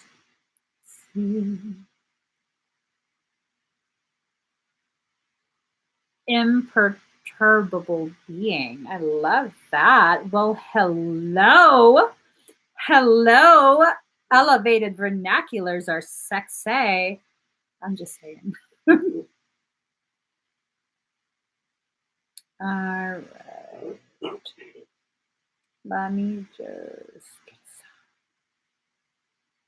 another one by Seduct. Oh, why can I not conquer love?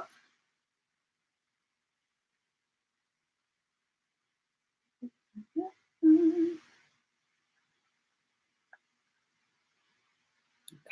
So breathe very deep and very slow.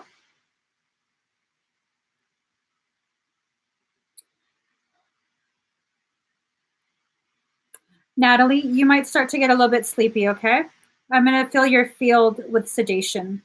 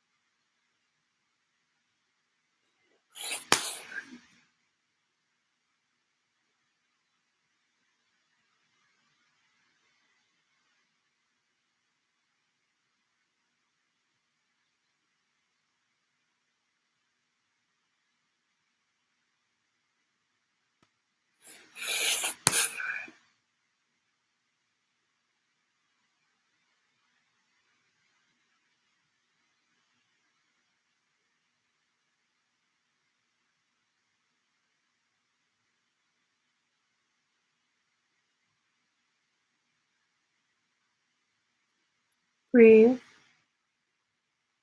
I'm going to raise your frequency, okay? You might feel as though you're in an aircraft climbing altitude very quickly. You might feel mild motion sickness. Just breathe.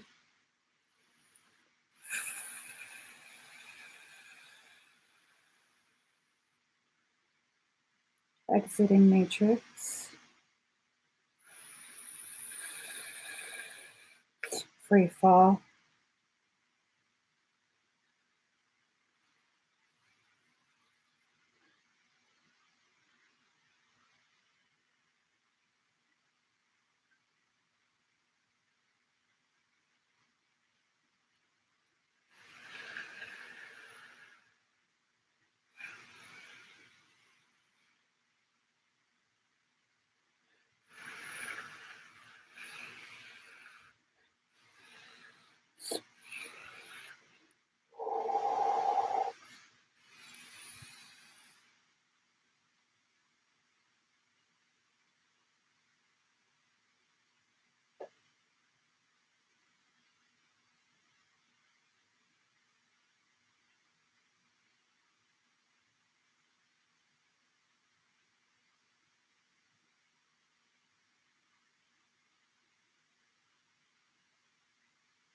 You might start to feel very warm.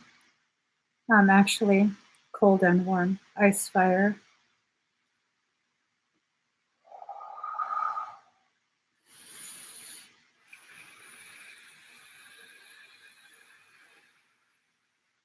Those of you who are watching and are sensitive to energy, you might also begin to feel the sensation of ice fire.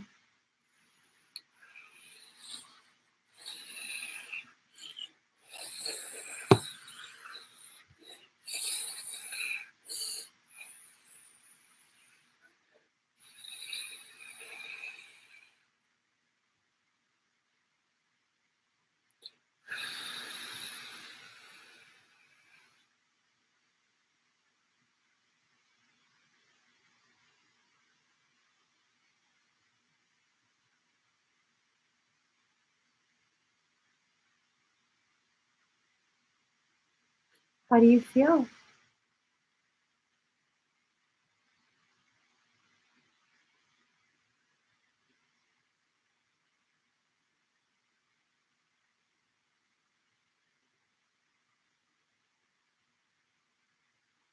Awesome. Awesome. Danielle, yes, you can get a Claire Tarot tonight. I do have to tell you, Natalie, I detected an attempt to breach your space. Something had been working on the outside of your auric shield for some time, okay? And that's probably why you've been feeling on edge. In addition to all the shifting energies from all of this planetary bull caca. For real. The planetary stuff is just caca. But yeah, it's not there anymore though. All right. Along with clearing of that distorted light code, it released whatever. Yes, Danielle, you can go ahead and do that. No, there's no more. What do you mean? No, I did it. Yeah. Okay. You're welcome. Let's see.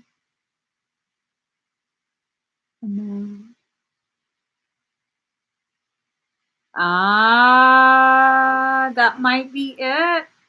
That might be it. That might be it. I'm sorry that that happened. I'm really sorry that that happened.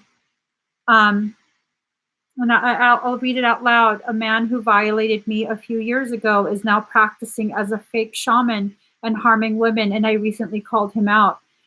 You guys have to absolutely use your discernment, okay? For those of you that think just because someone uses the right terminology, just because someone sounds spiritual, wears, the the clothing, has the right type of hairstyle, it's all just an aesthetic at this point. if you are not resonating where you can feel it, like this person is speaking truth, it resonates with me, and I am not the only one that is going to resonate with you. Do not work with people who do not resonate. Don't go based on price. Like you find something from someone else and you're like, oh, well, that person can do it for cheaper. Okay, but what are you getting yourself into? My prices are what they are because I know the value of my work. Now, what's the value of their work? And this is not about me comparing to someone else. This is about you understanding you're so much more than just a price tag. You have to do what resonates, like really, really resonates with you, because, I'm really sorry that happened. It might be his energy. I don't know. I don't know. I don't want to get into the whole finger pointing type of scenario, but it was a parasitic type of energy. It hadn't breached your field, but it was working on you for some time. Okay, so that might be part of why you, I almost spilled everything. That might be part of why you were feeling on edge. Exactly. She says it's made me hella strong regardless. What up, girl? You from Cali?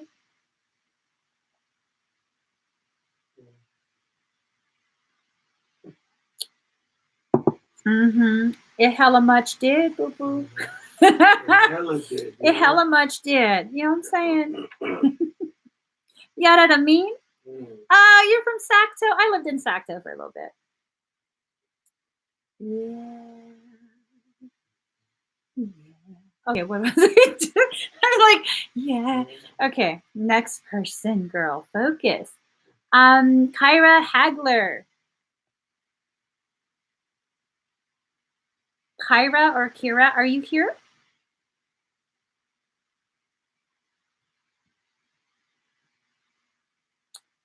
Oh, that's deep. Bella Nova. Oh my gosh, that's deep. That's very, very deep. Oh my goodness. Okay, let's get some cards. What does it mean to experience the same series? Okay. It means that lesson is needing to be learned already. It's almost like you've been in loop. I mean, if assuming that's you, that this is happening to, it's almost like you've been in a loop. That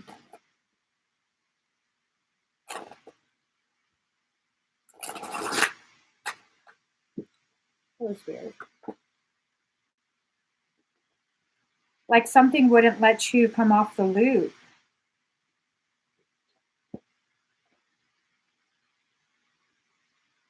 Fascinating. So, was it you that had that experience, or is having this experience? Because there's this sense that there was a moment of transcendence, but something of a lower density has come and really affected that process.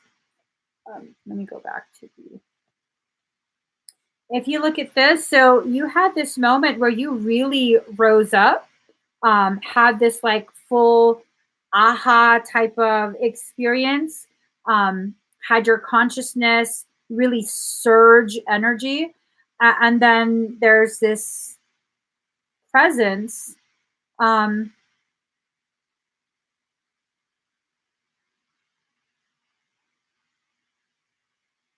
I'm just trying to discern if it's parasitic, because not everything that looks nefarious actually is nefarious, but this one kind of is. It feeds off of your personal power.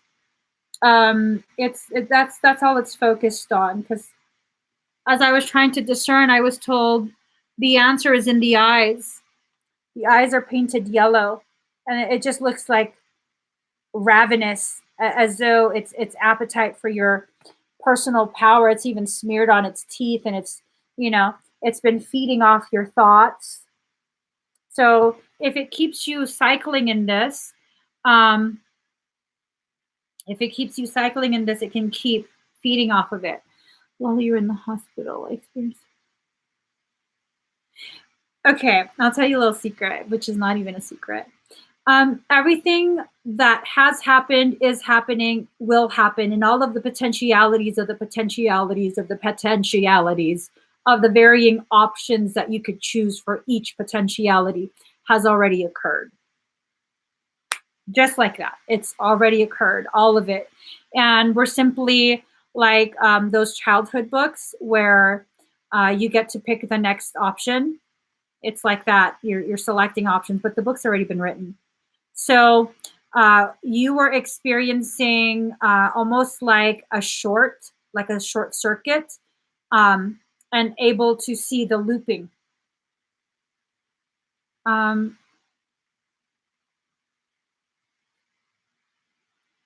So you were able to see the looping that was occurring.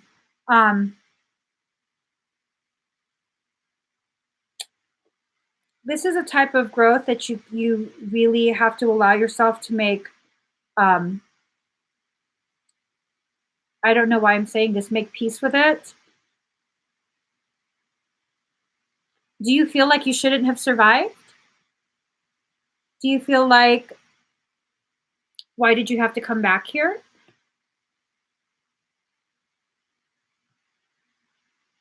Yeah, I see it. It's like it's looping round and round. Every time you get to the point where you're going to a next. Okay, so the trajectory of soul.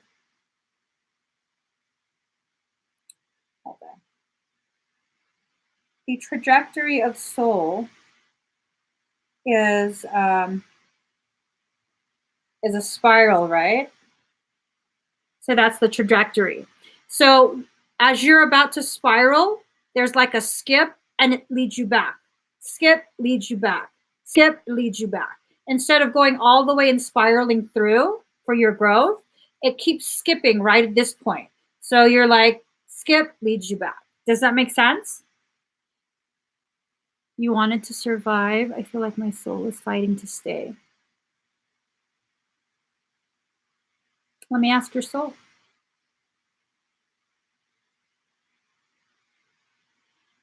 It's the thing. It's distorting your thoughts. That's why you keep skipping. That's why you keep skipping back, going back, going back. It tried to confine you just at the roots, to have you so focused on the root of this human existence that you nearly forgot you're an entire tree. You're not confined simply at the roots.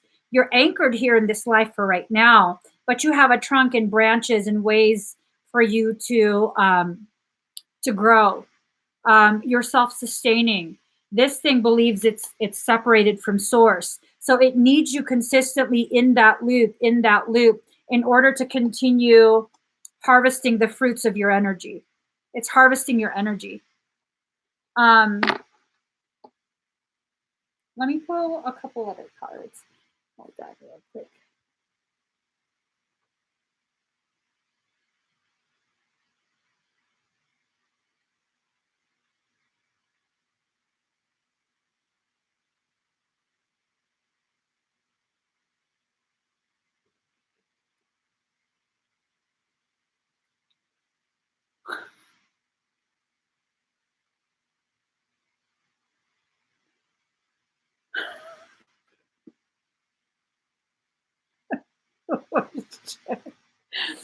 That is one hell of a yo.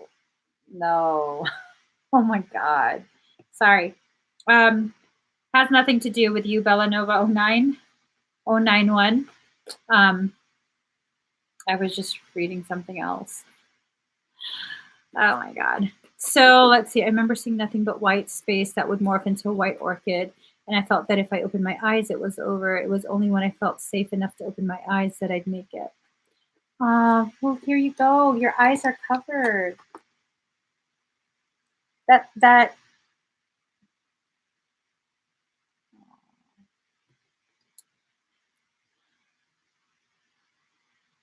That white space is a holding space.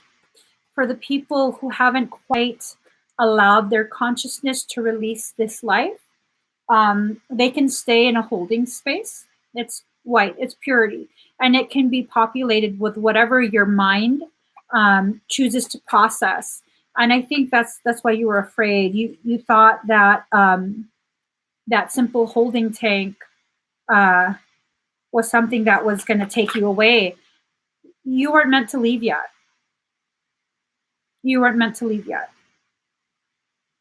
It was a distortion. You picked this thing up from the hospital. While you were in the hospital, did you share the room with someone? Did you share the room with another patient that passed away? Or, you know what? I don't know about passed away. Did you share your hospital room with another patient for a short period?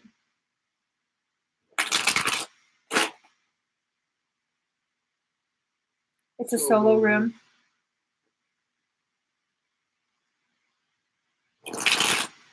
When you went to the hospital, did you have to go through the ER? Were you first processed? Oh, ICU. Oh, that's it. That's it. One of the other ICU,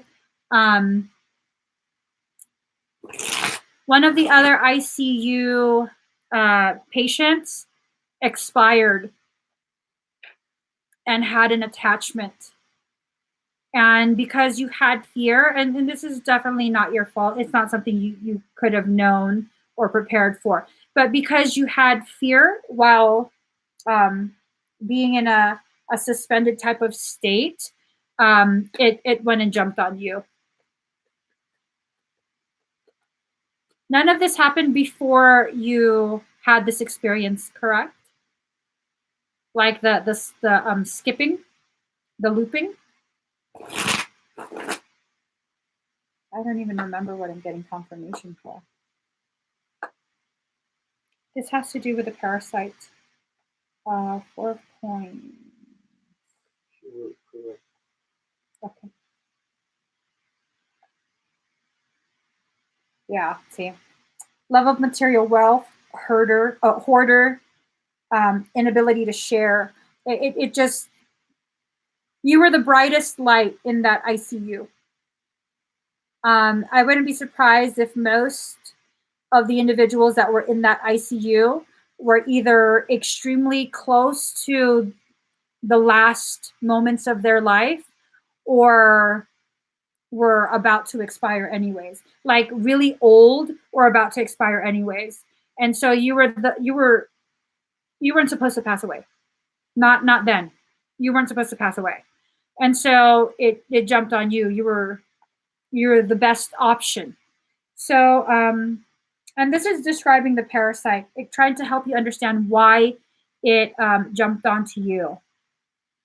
So King of Swords in reverse, a person who may pursue a matter to ruin, conflict, selfishness, sadism, a dangerous or wicked person, one who causes unnecessary disturbance and sadness.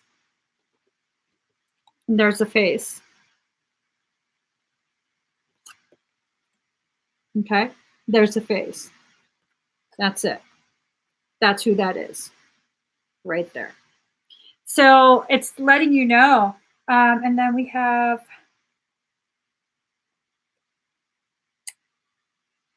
Eight of Swords, crisis, calamity, domination, imprisonment, turmoil, bad news, criticism, sickness. This is what it's doing to you. I don't feel like you're sick.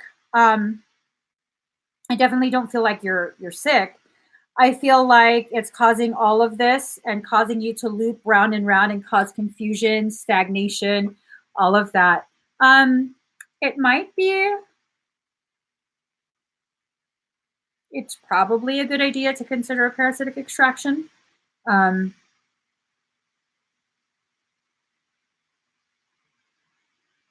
It's just my own curiosity.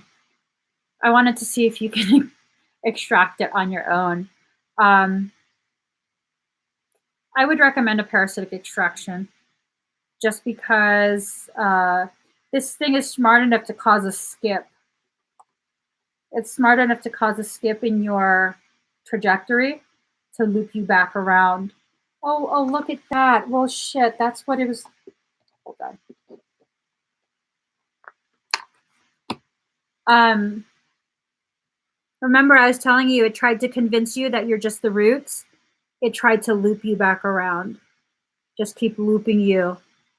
Looping round and round and round. So see how that recommendation resonates. If it's something that does resonate, you can book that session on my website. If you want to kind of just continue and see how things turn out for you, you could also do that. I would recommend a parasitic extraction though, okay? I hope this helps you understand what you went through, but just know you weren't supposed to die there. Do people pass away before their time? No. Nope. That's a human construct. That is a human consciousness trying to wrap your mind around the fact that you've been left behind on this earth plane. It's one of the ways that a human mind tries to cope with this perception of loss. No one passes away before their time. No one. Not newborns, not the unborn, not adults in their prime. Nobody. That's just like saying, and I'm not. I hope it doesn't seem like I'm like singling you out or attacking you. That's basically like the concept of, can you live longer than you're meant to live? No, you can't. No matter what you try, you will pass away when it's time for you to pass away. So you can't pass away before that time. You can't pass away after that time. The higher self determines. When you've learned everything that you need to learn in this life, that's when that occurs. Oh, awesome. My connection was lost on Facebook. Okay, that was good. That was definitely really good. I ended that live. Am I still live on Facebook? I don't know. Well, we'll see. We'll just let it keep going. So yeah, there you go. Let us see what is next. So I hope that helps you, Natalie. Oh no, Kira. I hope that helps you, Kira. Sorry, I didn't mean Natalie. Natalie was the last person.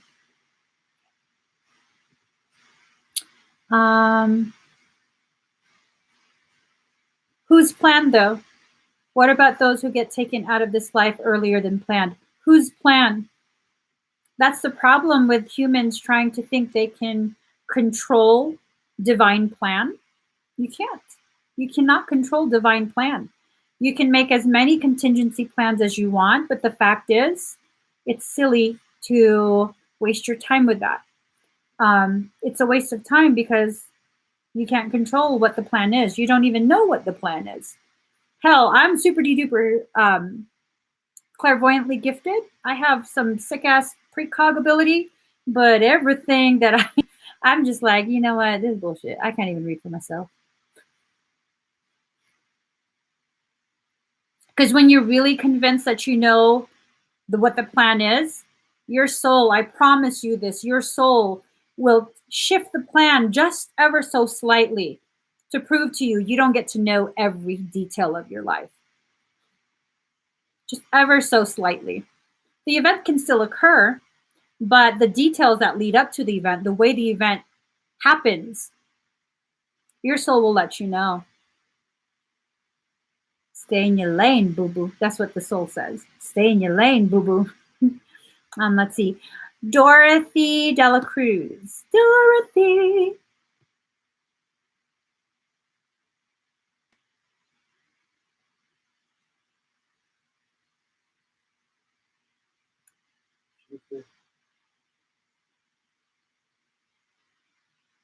Oh. How many nights ago was this? Do you remember the exact date, Dorothy? I love when she writes, hey girl, hey. Oh, am I still on Facebook? Well, good thing I didn't close that window.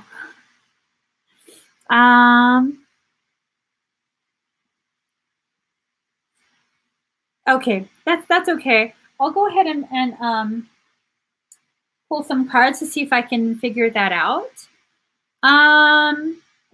Hilda, it sounds like you are wanting and needing a spiritual communications bridge type session. You can find that on my website, emmieevolving.com. The service is called Spiritual Communications Bridge. Let's see.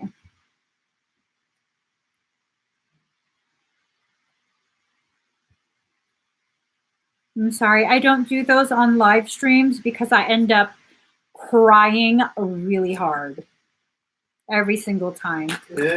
Every single I cannot help myself. That's what ends up happening. And then you can't even understand what I'm saying. I'm just crying so hard the whole time. All right, Dorothy.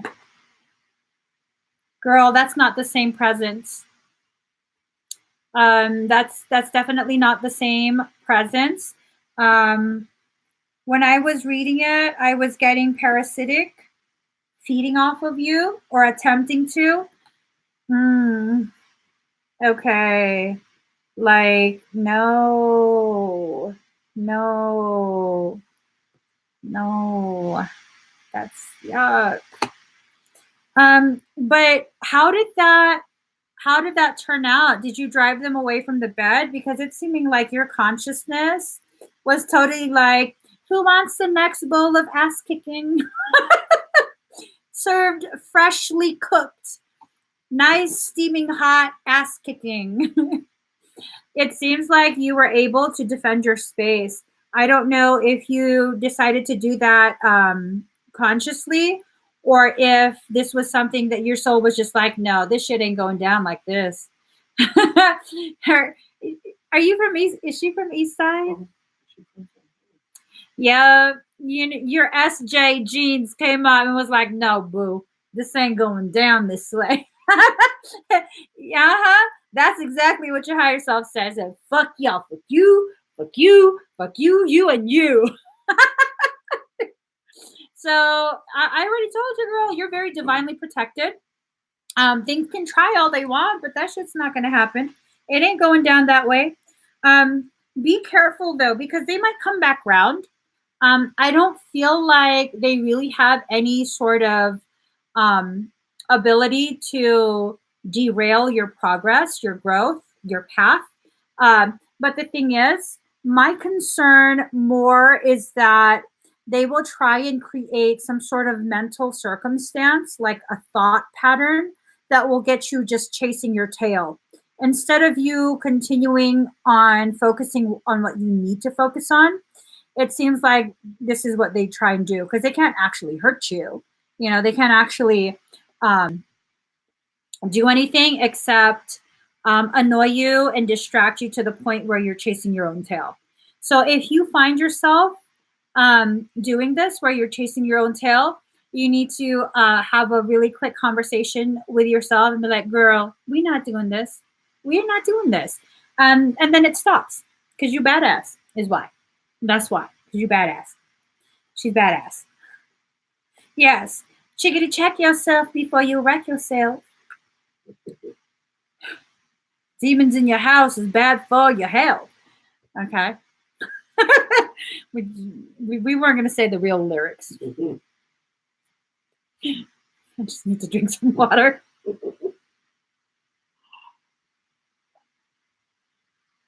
You're welcome. You're welcome. Let's see. Next is Chicky. Hey, Chicky, you're so fine. You're so fine. You blow my mind. Hey, Chicky. Hey, Chicky. Wait, yeah, Moon Chicky. Wait, didn't I do you? Or is this another one? Let me see. Did I just... Oh, okay, this is another one. All right, Chicky.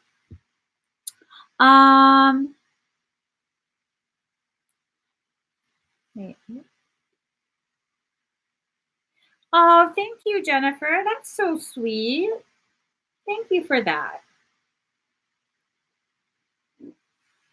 Okay, let's do this. Ow! Didn't realize I can go that high. Huh? Where's my pencil? Oh, that scared me for a second. Yeah. Excuse me. Can you close out the link, Daddy? Yeah. When I'm done with Chicky.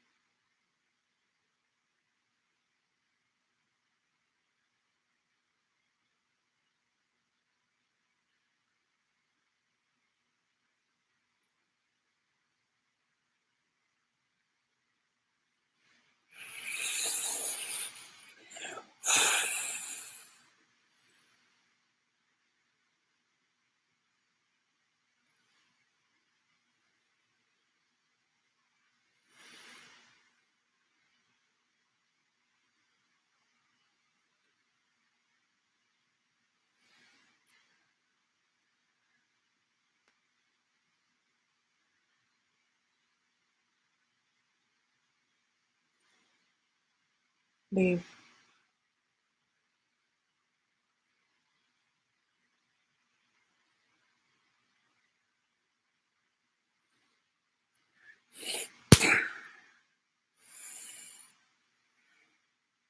Leave.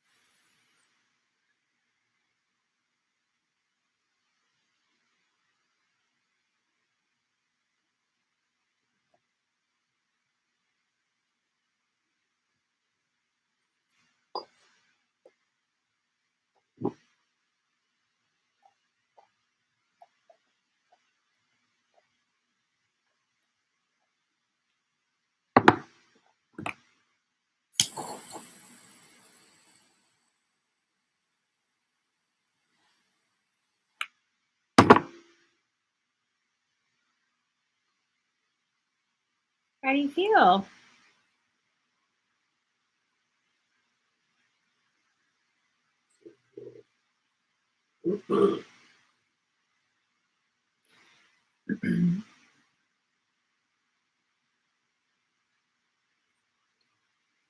Do you um do you hear the apology?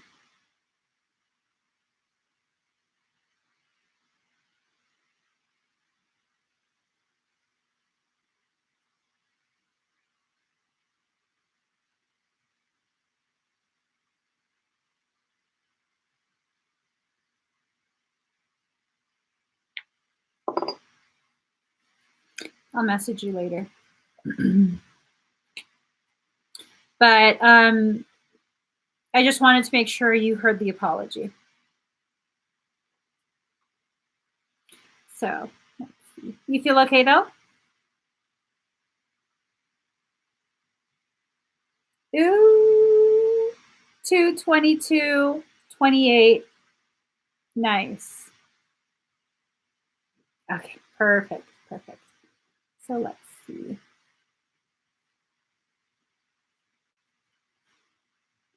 Alice Nobile.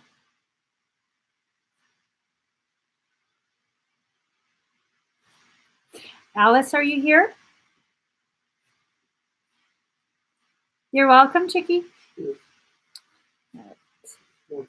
Timestamp 2 hours, 23 minutes. All right, let's get to your question. What does she need to know? Ooh, right away.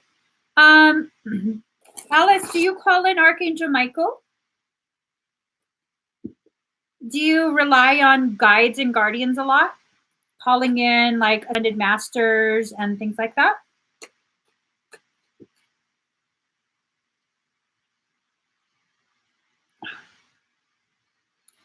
Okay, you have to stop.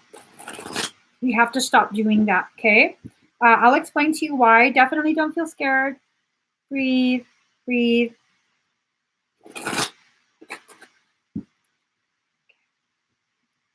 Just need one more card. Okay. So here's the thing, okay? You've been giving away your power to a mimic. There's been a lot of mimicry that's been going on. I'm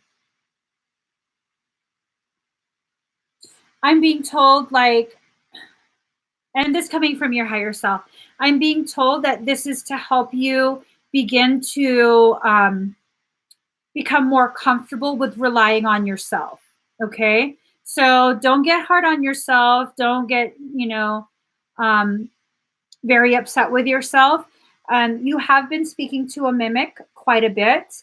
Some of those conversations, very few of them, but some have been with the actual Archangel Michael. Most of them have been with a mimic.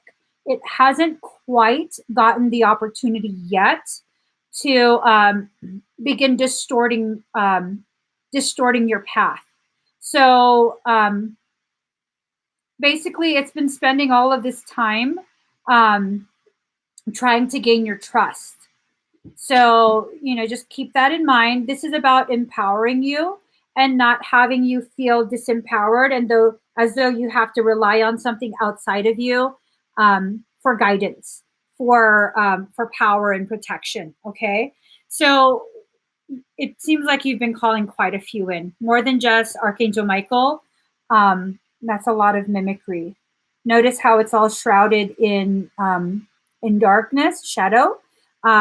Notice how all of the blue is right here, and all of this red. So this is about communication from soul being kept outside of your actual field of awareness because of your fear of not being able to either navigate through the circumstance or just survive your life.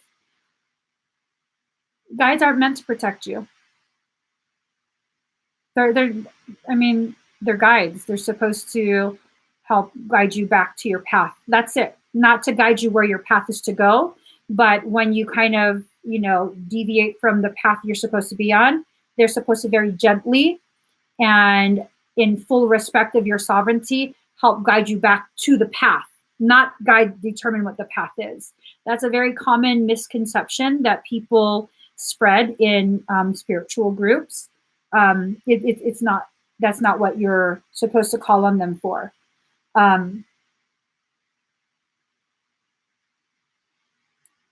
So here's the thing.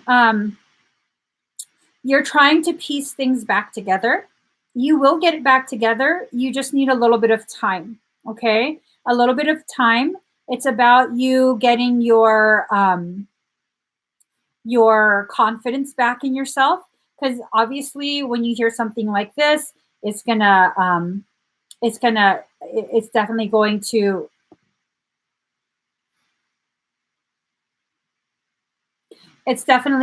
to shake your level of confidence. Excuse me. Hold on.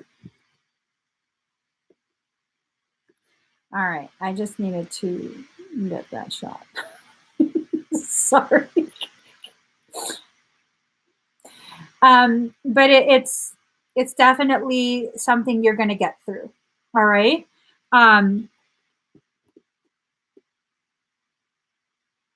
Is there anything else you'd like her to know?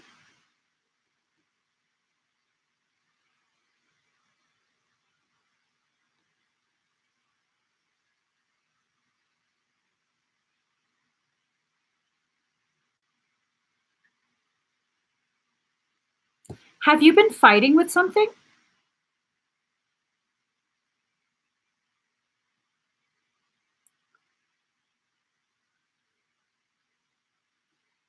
Has something been,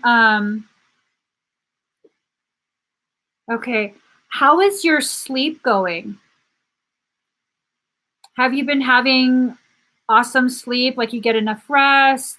Or has your sleep been somewhat disrupted, weird dreams that you can't remember, and waking up and feeling like out of breath, intense, but you can't remember why?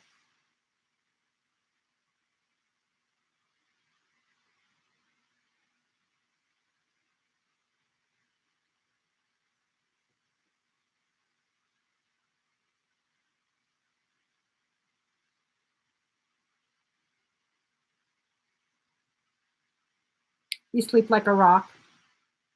I had asked your higher self, is there any additional messages that it wants you to know? And I was told to look at this being's face. And if you look at its face, it's all clawed up, which I've never noticed that before, but it's all clawed up. So the feeling that I was given when I saw that, like immediately when I saw that, was that your higher self has been fighting this already. Like, totally not wanting to allow it to continue to be able to access you. So make sure that if you're going to communicate with things, do you channel?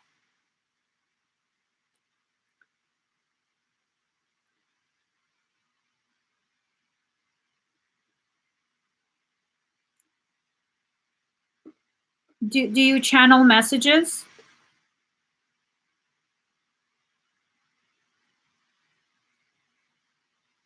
Okay. If you decide to channel messages, if you can hear them, you don't need to allow them into your space. Do not allow anything into your auric field. They can tell you, and then you can communicate what they've told you. All right. The feeling is that that would be the next step, is to encourage and help you to develop channeling abilities. So that way it has an excuse to enter into your field. Oh shit, she wants to. That's what I'm talking about though. Don't channel. Don't channel. Channeling is basically like having sex with something. You're letting it in. Would you, and this is not to bash people who choose to live a promiscuous lifestyle, but unless that's something that you're into, this is basically spiritual promiscuity. When you're channeling, you're allowing things in. It's just having free reign to all your goodies. So just keep that in mind, okay? If you have the ability to hear, there's no need for you to channel, to become a channel where you're pushing your soul back and letting something else drive the car. So, just keep that in mind. I'm definitely not going to tell you how to walk your spiritual path and what you should do, but this is a message from your higher self. So,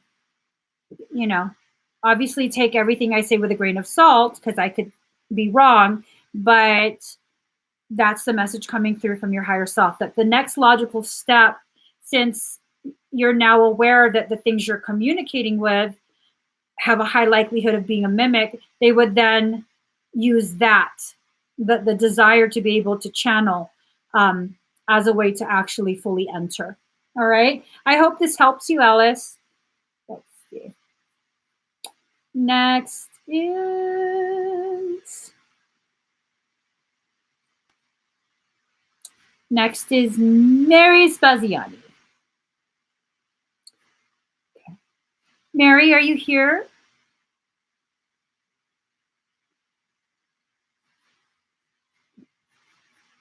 Is Mary here? Yes. All right, there she is. Here we go. Is there anything in particular that you want me to scan for, Mary? You closed the link, right? Uh-huh. Thank you.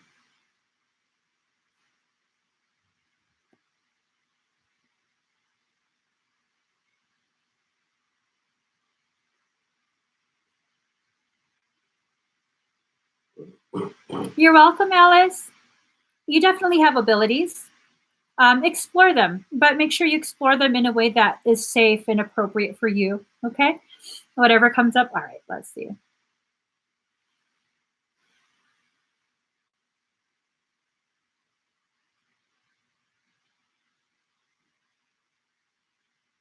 I see stagnant energy starting to, like, it's a pooling of energy at the very bottom area of your heart space towards the back. So it's like behind the heart space. This seems to be fairly new. Did something happen that made you feel very heartbroken recently? Like within the past couple days? Some sort of development? My shirt keeps bunching up like crazy right here because I'm wearing hella shirts underneath. Okay. I'm seeing it's a very thick, almost tar-like substance, bottom of the heart towards the back of it. I'm trying to determine where this is coming from.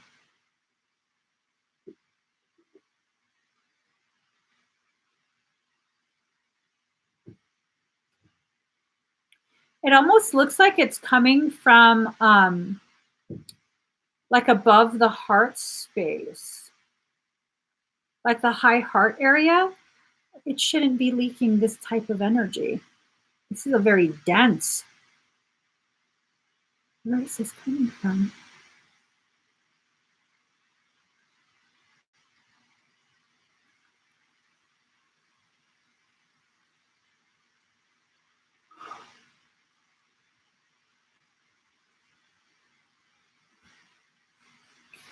Have you been having, right, we did the 2M extraction this week.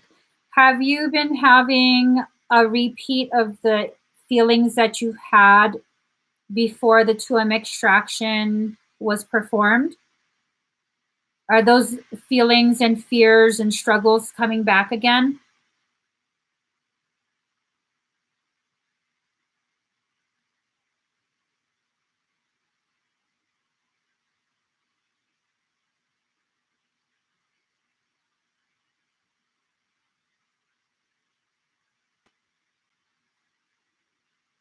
I'm just going to look through your whole field.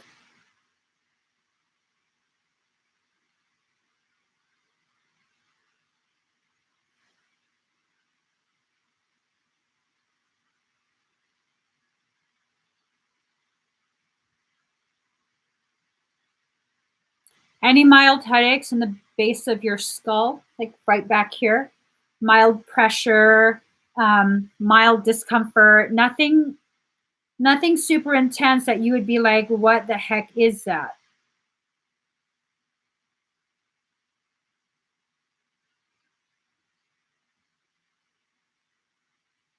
Okay.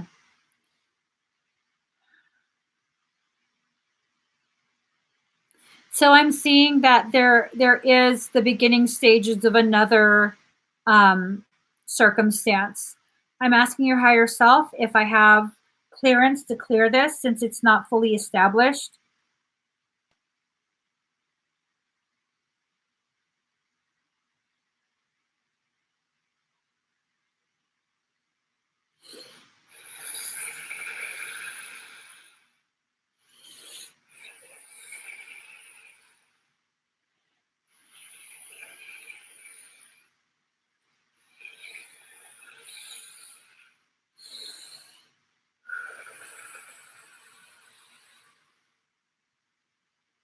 So this one time, I went ahead and cleared that for you.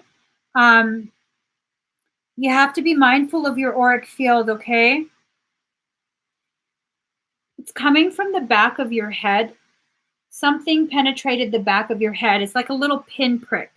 Back of your head went through your pineal and through to your third eye. And as that is draining, because remember, I'm like, it looks like it's coming up higher. It's not from the actual heart region, and it's draining down and accumulating. So something has to shift in the way you perceive your circumstance, your life circumstance, relationships with others. Something is.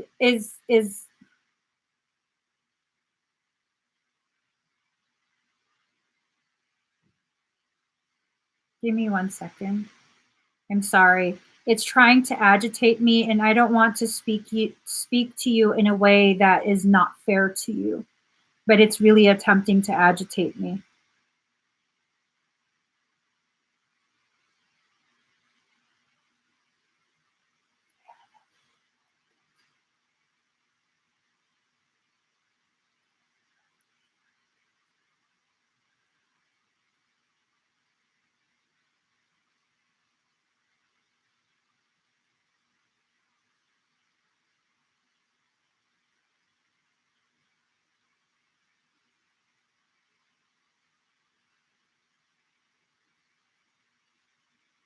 Okay, Mary, you are giving away too much of your personal power to other people.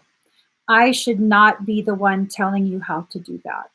You have to look at the way you process things.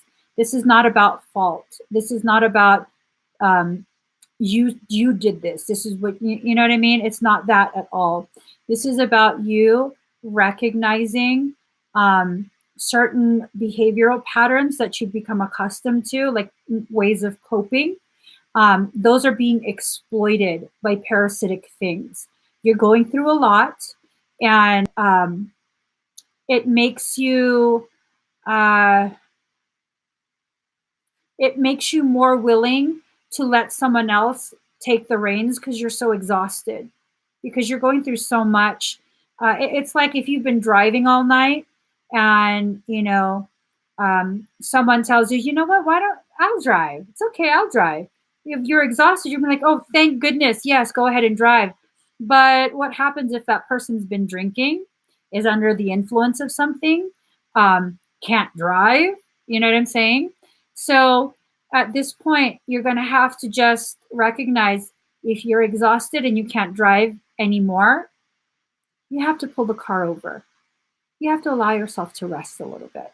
And that's really what's going on. Your sheer exhaustion with all of these life events, because it's one thing after another for a prolonged period. There's no point in blaming every single person. If they have experienced the gravity of what you've been living through, would absolutely feel the way you do, where it's like, yes, someone else please drive for a little bit, I'm just exhausted. But that doesn't help you, because what's ending up happening, the people that are offering to drive for you have parasitic influence. Okay. And this is why you have to begin really just, you know what, I'm tired, so I have to pull over for a little bit. I have to see what it is that's causing me to feel this way. You have to begin really exploring what it is in your life that is allowing for the perpetuation of certain things. And, you can't control your son, you can't control other people. All you can control is the way you react and respond to every circumstance in your life. That's the only thing you can control. That's as far as your control can reach. And that applies to everybody. So a lot of this is a recognition of the individuals in your life that are being used as Trojans. This is also a need for you to know you can't allow other people who just seem to have more spiritual understanding than you to dictate to you how you need to experience your spiritual journey. It's important that you are the one in control, that you're choosing to be the one in control. You are behind the wheel. You are staying behind your wheel. This is your car. This is your journey, and maybe if you begin having that kind of conversation with yourself, or find a mantra that more poetically phrases what I'm telling you, like self-empowerment, that might help. That might definitely help. Okay. So just try your best. When you feel exhausted, take time. Take time. Don't keep pushing yourself. Granted, there are certain things, like if you have to work that night, you can't be like, oh, I'm just going to call off work. I want to sleep today. You know what I mean? There's things within reason. But when you're mentally exhausted, don't try and continue to force yourself to process events, process other people's behaviors, because that's where you begin to get distortions in your field of awareness. Okay. So let's go. Let us see. I hope that helps you, Mary. Daddy, probably the one that's commenting. So Rebecca Woodruff. Rebecca, are you here? That might be what it is, Mary. It might be, it might be, and it's hard for me to even advise my opinion on that, because as a mother, how could I ever tell someone to turn their back on their child? You know what I mean? I couldn't. I just couldn't. And so I don't know the path you have to take. That's a very difficult position you've been put in. Very, very difficult. All right. Rebecca Woodruff, are you here? Becky with the good hair? I'm sorry, Rebecca. I couldn't resist.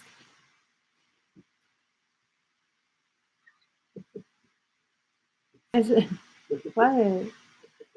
I couldn't help it. You weren't in the room to tell me not to say it. I just walked in. You guys, I gotta go potty. I gotta potty. Is Becky here? Rebecca? I don't even know if she goes by Becky. I'm just making up my own names. All right, how about we do this? Rebecca, I will come back to you. You guys, I gotta come right back. I cannot hold this for, yeah, I won't be able to. I won't be able to, y'all. Hold on a second. I sip too much truth from my gurgle cup, is what it is. Hold on a second. I'm so sorry for those who are like, this is so unprofessional. You know what? I'm not disagreeing, but my bladder has needs. I will be right back. Let's play a song for y'all. No. What? Hold on. What? Hold on. I don't know what the hell happened to Facebook. No! Sorry, guys. Hold on. Let me just mute this. I will play a song for y'all. I will play this song right here. All right. Listen to this. Beautiful, beautiful song by a highly talented producer, custom created for me for my lunar event. I'll be right back. Oh my God. It's a pee time.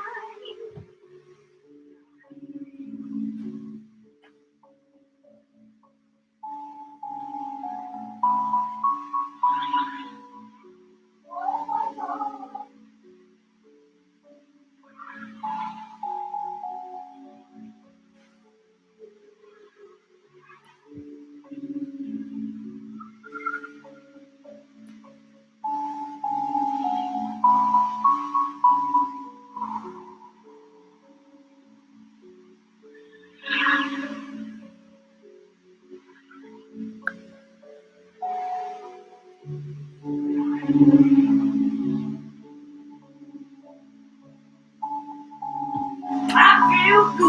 Oh,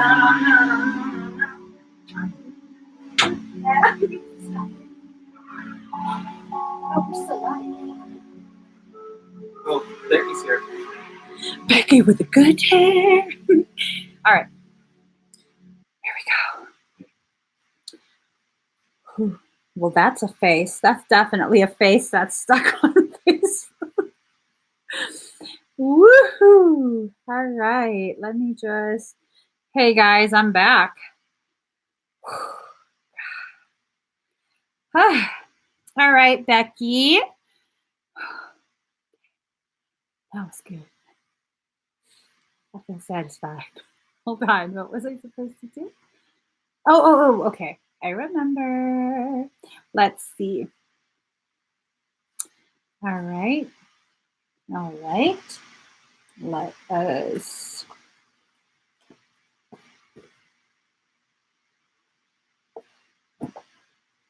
Here we go. I had to go potty so bad. Nature did not want to wait at all. Okay, here goes.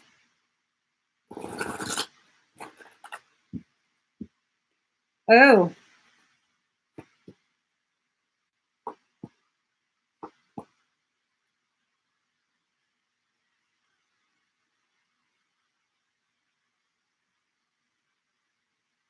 I don't know what this means. I got an intuitive hit to answer your question, but that was just a weird feeling from those cards. Oh, hold on. It was like no message at all, like a blank page, despite looking at pictures. Your higher self wants this deck. So what I got was that they were very, the individual is very, very flattered by the energy, but it's a conflict of interest. Good night, Mary. You're welcome. I hope your situation improves. I really do. I get that they wouldn't pursue anything because it would be a conflict of interest, but let me get you these cards because your higher self wanted these cards.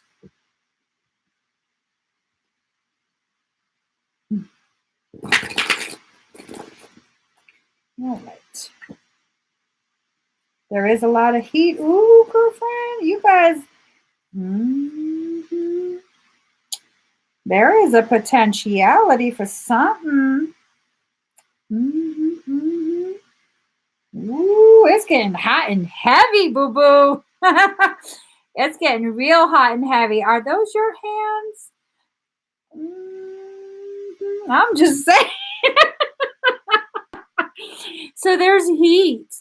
Mm-hmm. Oh no, girl. What happened? I think you'd look good with a pixie cut. I think you'd look good with a pixie. But there's a lot of heat, a lot of chemistry happening between the two of you.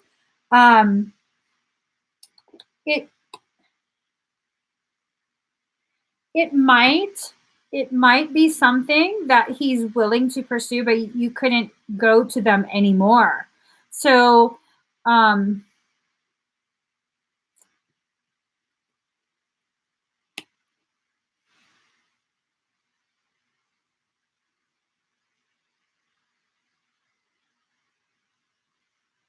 it's this feeling that there's going to be a lot of talk. There's going to be a lot of talk, and that might affect the trajectory of this heat.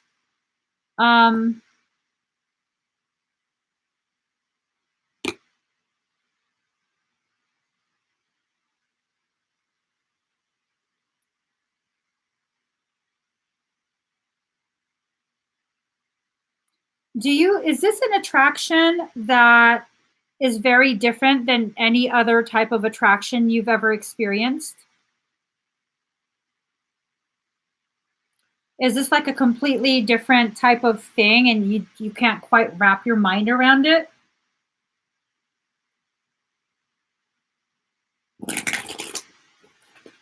Because now this is entering territory that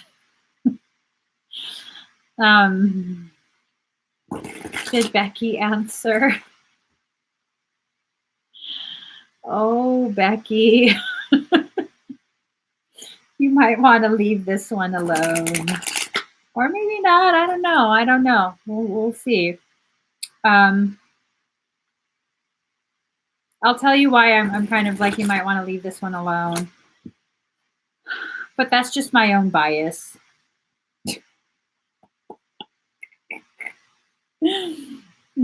I agree with you. I agree with you. That's how I feel about this topic. So, Becky, here's the thing. I was told to take a look at this sphere. There's the sun and, excuse my dyslexia. There's the sun and the moon, okay? And then there's a secondary moon and there's darkness. So it's like, this is something that's probably, if you do pursue it, it's going to be hidden. Look at that, you know, the sun and the moon, yang and yin energy, yin and yang energy. So it's, dare I say it, God. Daddy, get out the paddle. Get the paddle out. There's a potentiality that this is a twin type of circumstance. Can you just paddle me real quick? Just paddle me. Just paddle it. The other hand too. Harder. No.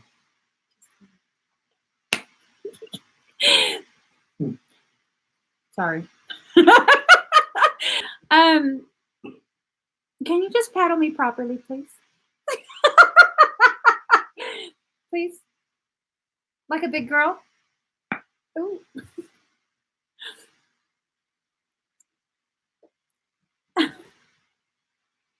So this might be a twin type of circumstance. Okay. That's why I'm asking, is this something that is just a really odd type of attraction? Like you can't, it's not something you've ever really experienced. It's more than just a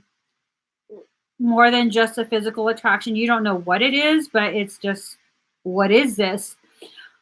Well, here's the thing. I went to get clarifier card, preservation. One of you is highly developed. The other one is still in very early stages. So this is probably going to be real messy, as is twin stuff. Twin stuff is messy. Okay. It tends to be very messy. It tends to be something that really challenges wherever you're at mentally and emotionally. It tends to be something that really gets you to see the truth of who you are, like the things about you that no one else can get you to see. That's what they'll put in your face, girl. I know. What? Yeah. So this might be a twin type thing. I feel like I need to be paddled properly for saying that T word. And there you go. You have your clarity. You have your clarity. Okay. So that's why this is an indescribable connection. Keep, the bottom of the deck. You have to keep things in perspective, okay? These are, shit. There you go. That sun energy, that moon energy, two separate ascension paths, okay? So you might be able to come together on this journey, but I don't see any direct link that tells me that it will be, I don't see anything that tells me this is something that's going to be long-term. I just don't. I will be honest with you, but that doesn't necessarily mean that it's not going to be long-term, you know? So just make sure you know, see, and then because the whole topic, the whole subject matter totally just grates on me, for being honest. It just grates on me, and so I really don't like to hear all the information, because oftentimes it includes information that Michael's like, you should listen to that. No, I shouldn't. This is not my reading. So you got perspective, and you also have perception. Make sure the way you perceive things is in alignment with the truth of how things actually are. Okay? The title, the label of twin, doesn't mean anything. Okay? It doesn't mean anything. It feels like this is going to be something that challenges you. It's going to be a fun challenge for you, but at the same time, it's something that's really going to make you learn your self-worth. The feeling that I get is maybe this will be something that is pursued on both ends until it becomes something that then threatens the medical license.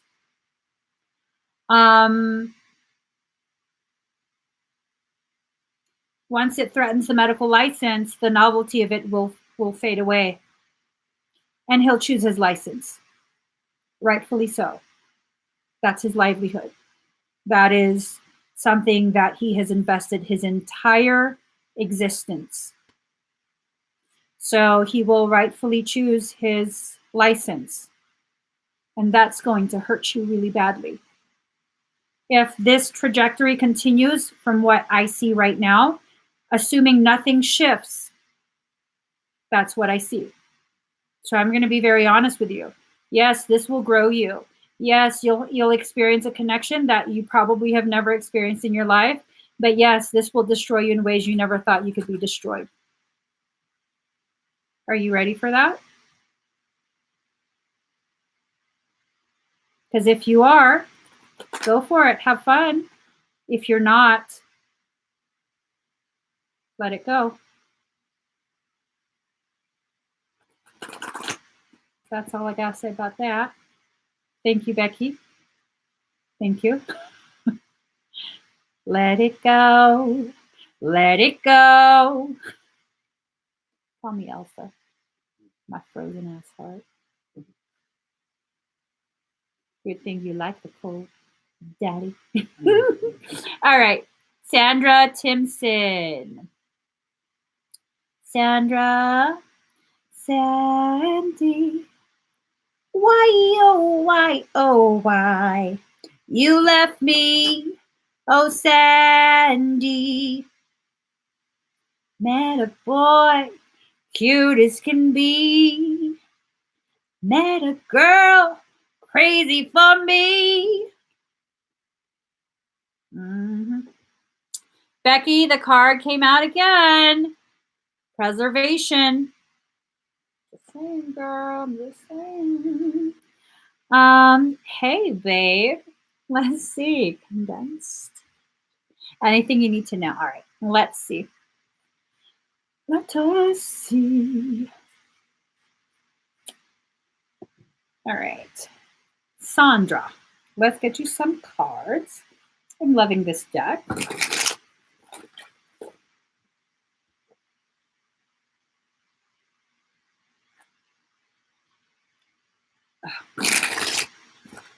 So, what does Sandra need to know? What the heck? The lamination's already breaking? Well, that's caca.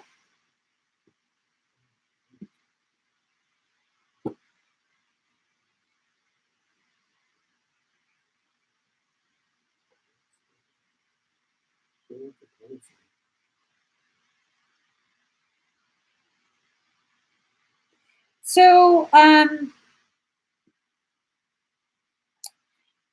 Sandra, I'm seeing influence here. Something in your world is getting you to a mindset. Well, how would I say?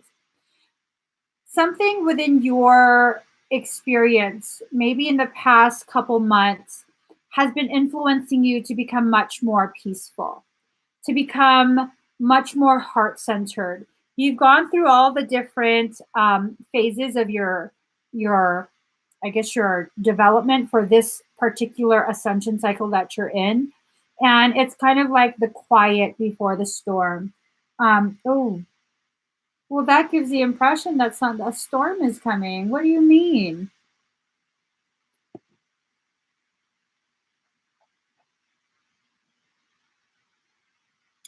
Oh, okay. So the storm is not necessarily a storm. Storm. Oh, that is still a storm. So, okay, this is what I'm getting. So you'll have a period of just quiet and just like a very calm, beautiful type of existence. And then another cycle, this is the in-between phase, another cycle will start. Another ascension cycle will start. And that next ascension cycle is going to run very intense, disharmonic agitation frequencies through your field. And this is to get to a deeper level of core work. Now, I don't know, do you partake in sacred medicines, like plant medicines? Yeah, spiritual acceptance. It's this sense of like you're accepting the parts of yourself that you were struggling with. You're entering a phase of acceptance. So that prepares you for even more intense work. Okay. There is a potentiality that once this cycle is done, this cycle of rest is done, you might consider plant medicines. Okay. If you do, make sure it's in moderation because I'm like, I hope you don't take offense to this because I don't say it in a way that's meant to be derogatory in any way, shape, or form. My personal belief is that all of us have addiction issues, addiction struggles. It's just what we are addicted to varies with each person.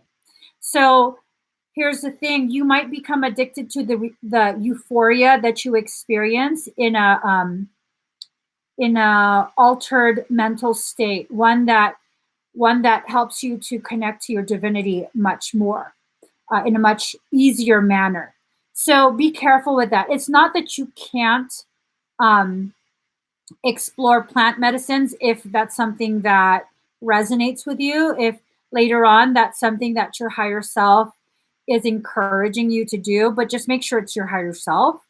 Um, it's this sense that you get addicted to the intense feelings of euphoria because all of these hummingbirds symbolize elevated levels of happiness. And so that might be something that you have to be very mindful of.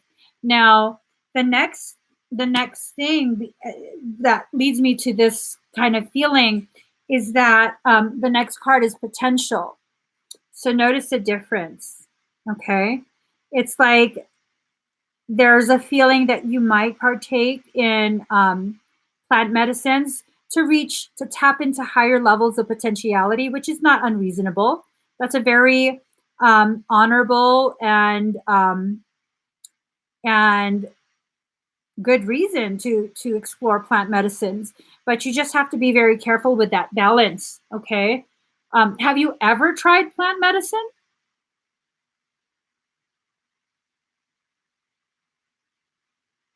And it's this sense that instead of initially, it's going to be beneficial initially, but if it's allowed to get out of control, what will end up happening is it will basically aggravate whatever struggles you're having with the inner child work that needs to be done. All right. And it kind of makes your journey not as colorful. It becomes something completely different than what you were intending and wanting. Now, when I say addiction, I'm not saying full on addiction. This is all you think about, you stealing from people just to get yourself some ayahuasca. And I don't mean that at all. This is you're not someone that really ever allows yourself to get out of control. But this might get slightly out of control. For other people, it won't seem like it's out of control.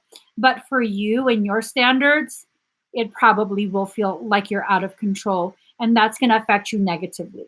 Okay, this is what your higher self is wanting you to know.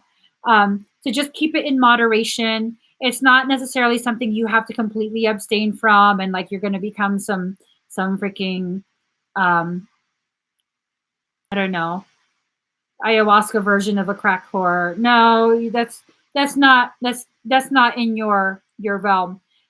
It's more of parasitic things, potentially using that as a gateway to access and interfere with your process. You're on a very beautiful trajectory right now. One that's in full alignment. There's no sense of control issues that are popping up. I don't get that at all. It feels like you're just fully flowing. It feels like you're allowing yourself to be organic and fully present in your journey. It looks very good right now. It looks very, very good. But you do have struggles with perfectionism. So as you're doing really well, that's kind of, maybe I should have clarified that. That's kind of what is going on. Your perfectionism will lead you to then like, oh, if I can reach this higher level from my personal growth, then maybe if I do it more frequently, I'll reach even higher levels and get the work done faster. And it's all about like, something parasitic totally taking advantage. Yes, yep. That's how I am too. That's why I don't partake in any of it, because I already know I do have an addictive personality. My addiction is not to substances, it's to efficiency. It's to achievement, because I have issues with perfectionism. And so that's why I don't do it. I know I'll get out of control with it. I'll be like, well, I can do 5 years work in 5 minutes. Yeah. No, girl. You need the 5 years to process. So that's all I really sense, allowing your struggles with perfectionism to finally find a resolution for that. That's what your next cycle will probably most likely be about. Refining the way you see your perfectionism, the way you cope with the perfectionism, because perfectionism can be very crippling. A lot of people hear the term perfectionist, and it's kind of just something funny, a novelty, just a word we toss around. But people who actually struggle with perfectionism, they can attest to how crippling perfectionism can be. It's one of the reasons that I hesitated for so many years to ever do a reading for anyone. It was something I really kept hidden, because, oh my God, what if I don't get the meaning right and I have to look in the book? Oh my God. It is tied to OCD. I do have OCD. So do you. Hello, mirror. Yeah, no, our energy and our trajectory mirrors each other a little bit in that sense, with the type of struggle. Obviously, we don't have the same purpose, and the details of our journey are not going to be the same, but some of the struggles do mirror. I hope that helps you, Sandra. I definitely. What? She asked for a timestamp in the beginning. Why didn't you tell me? I did. You were looking at the card. Take care. You know I have ADHD, sir. I was focused. I tried, but you're focused on the reading. I'm sorry, Sandra. Well, right now it's 3 hours, 11 minutes, and 45 seconds. So maybe go back to like 3 hours.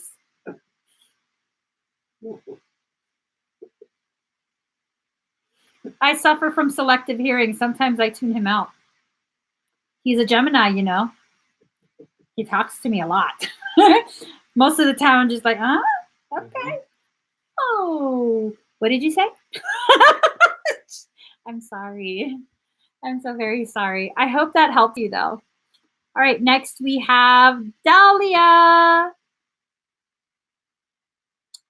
She says, can I please ask one thing?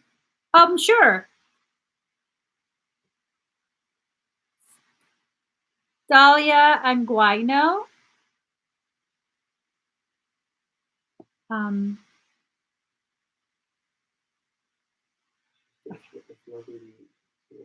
Yeah, Love 88 is here.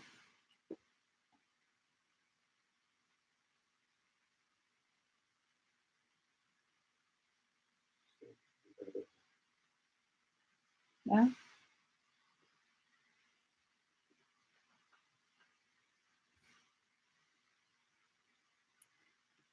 I'm not sure what that means.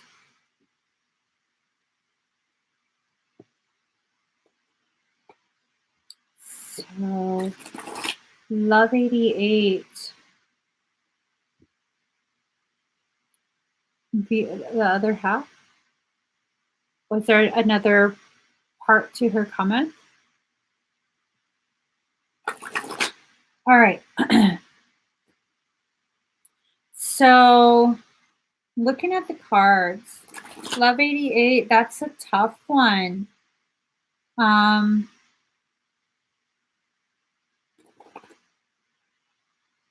on, let me just shuffle this. Okay, girl, I don't want to say this. I don't want to say this. God, I don't want you to be upset with me. Okay, I'll say it. I'll say it.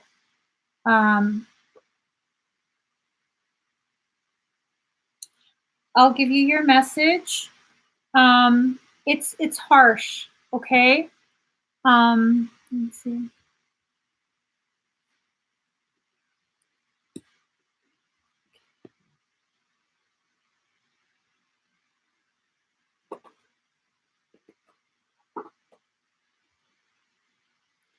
So, Daddy, do you see that comment?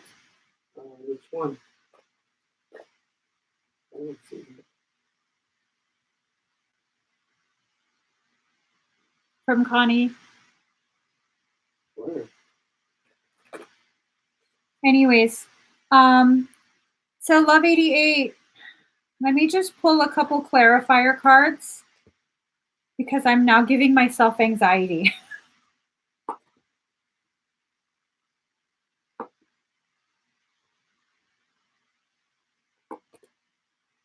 Okay. So here's the thing, okay? I don't want to say this. I will say it. I will put on my big girl pantalones and say it. So I got this card for your question. What ends up happening is he pisses you off so bad that it makes you feel more vindictive. And what ends up happening, you end up playing him like a guitar. Like, you know how to work him real good to diminish. It is very toxic right now. This is not to say that you are the problem. This is to say there is a problem. And it's something that is very significant and it has to be addressed. Because of all the things that occurs,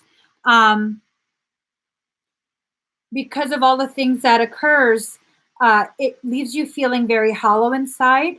It feels like you're needing to take care of everything, and you can't even take care of your own needs, meaning you're so preoccupied with having to handle everything.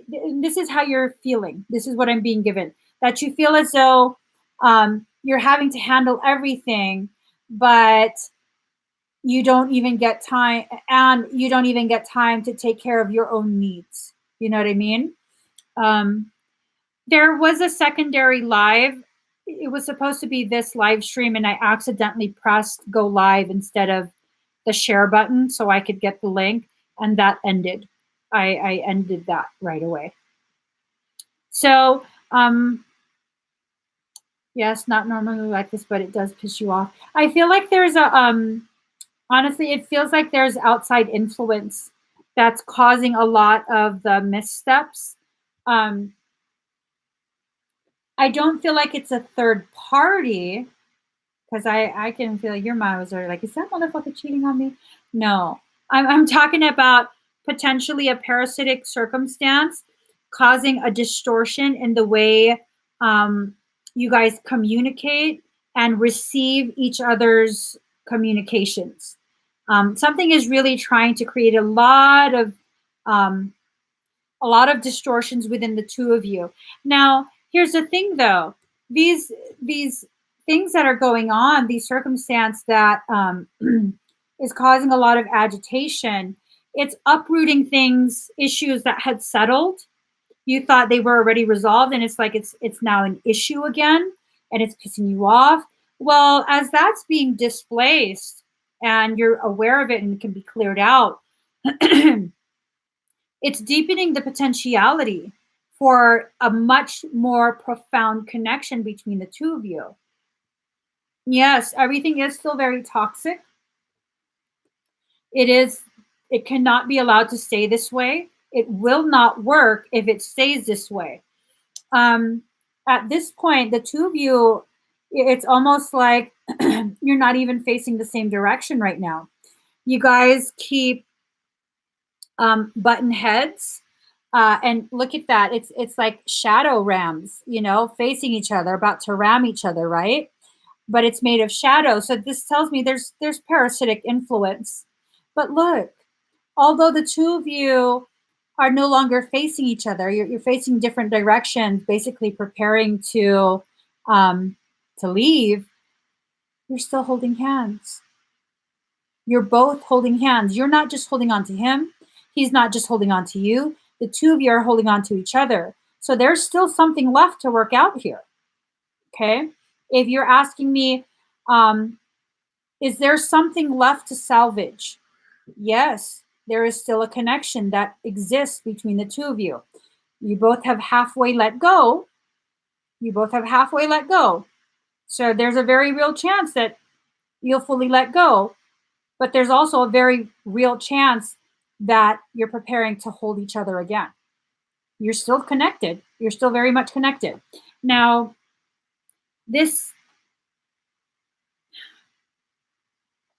you two have stopped listening to each other. Once arguments get to a certain point, once disharmony within any type of relationship gets to a certain point, both of you just shut down. You're no longer actually listening to each other. Instead, you're just hearing what each other says so that you can properly argue your point. Because no way in hell you're going to be blamed for anything.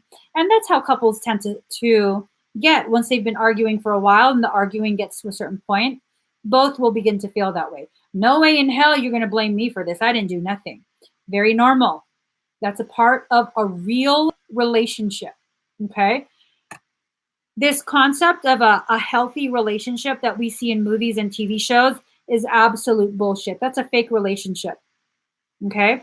When it's nothing but flowers and going out and taking trips and let's post this on social media and we're a couple, one of them's probably cheating. I'm telling you, one of them's probably, they're not really expressing their feelings. And one of them is probably stepping out because they're not getting what they need at home. Now, is arguing all the time healthy? No. But a real relationship that's worth salvaging is one where the two of you can argue and be like, look, fuck you, you're being a dick. Well, fuck you too. Okay, how we fix this shit? Ain't that right, Daddy? Mm-hmm. See? So that's kind of where you're at. This is a recognition. You're in a real relationship. And no relationship is ever going to be pain-free. What you're trying to figure out is he worth hurting for? That's the real question. Because no matter what, every relationship, you're going to feel some kind of pain. At some point, you're going to feel pain. It's a part of your path. It's a part of your learning. No matter what, you're going to feel some kind of pain at some point in any relationship you're in, even a friendship, even relationships with your siblings, with your parents, relatives. You're going to feel some kind of pain, right? Is he worth hurting for? Is this worth fighting for? It feels like The answer is probably yes, because this card comes up. Specialization. This looks like a card of alchemy, a card of metamorphosis, transformation. What does specialization have to do with it? You have to see a specialist. You have to see a third party that has no interest in supporting only one.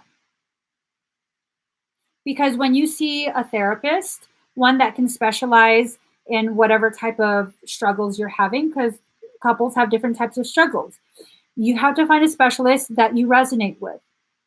Now, if you are willing to do that, and he is willing to do that, this specialist can pull both of you out of your own asses. Girl, you know I love you. You know I love you. I'm always going to be truthful. Both of you at this point have your heads up your own asses. That's it. That's what it comes down to. You both have your heads up your own asses because you're both pissed off already. No one's hearing anyone else. There's this parasitic thing that's trying to tell you, like, they, you know what, all kind of lies, distortions, doing the same thing to him. So it's amplified to the point of, like, maybe it's not worth it.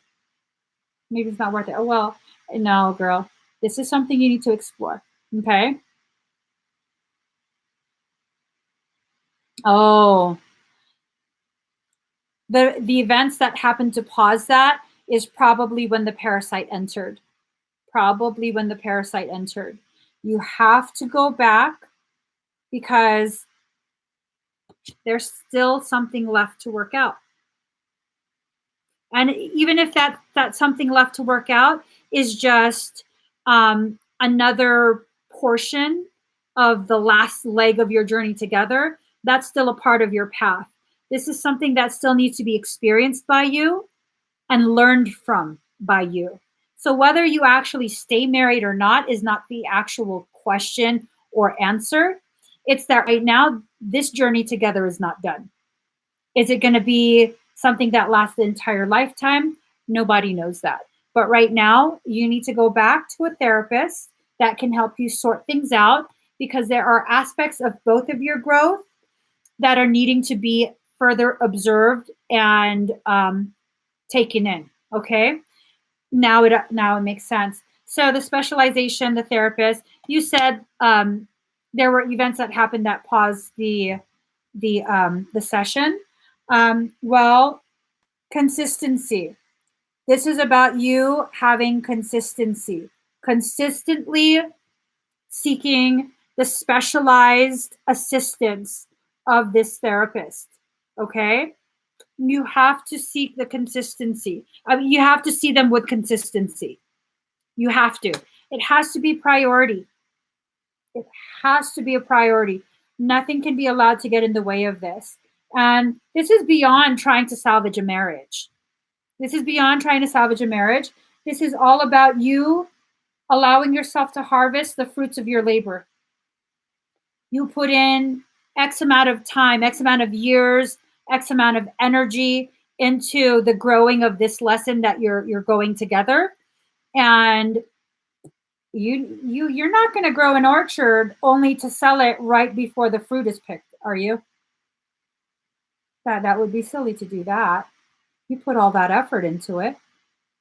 Okay, don't cut out on this before you harvest the learning that all of this is giving you. So that's intense, man.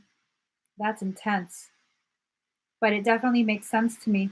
You have to see your therapist consistently. I hope that helps you, Love 88. I really hope that helps you. Next, we have Danielle Hofstetler. You're welcome. Danielle, are you here? Ooh-wee. I am doing a marathon, Scotty. I'm running a marathon. Does she just want a timestamp? Oh, she's here. What's the timestamp?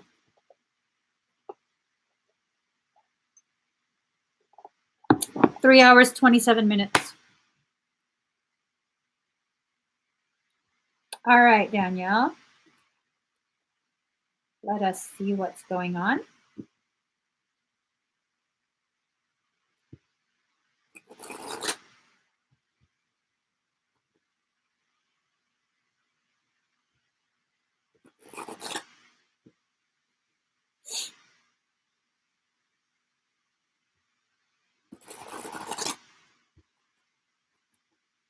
All right. General reading.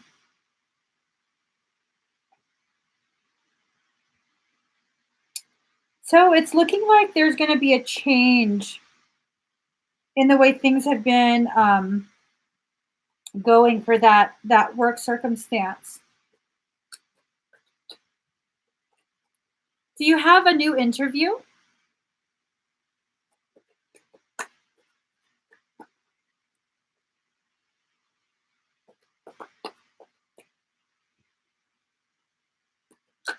You're welcome, Love 88. Do you have a new job interview? No, still yet to get a call. Okay. You might be getting a call soon. You might be exiting this job very soon. Keep applying. There's a shift. I felt a shift. The cards support the feeling that I felt, and I'm going to share with you. So there's this card. This is all about really elevating the crown space. This is crown energy. There are those who are a part of this matrix who are watching you. You already know that. You're being very closely watched. Your behaviors and all of that stuff are being very closely watched. Your face looks exhausted, and there's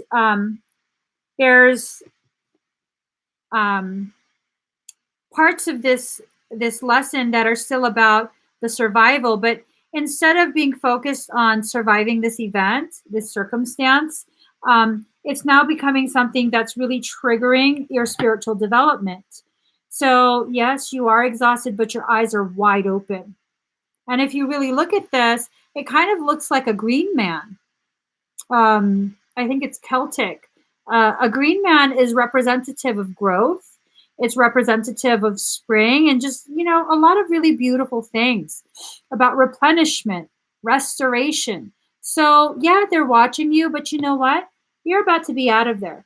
You're about to be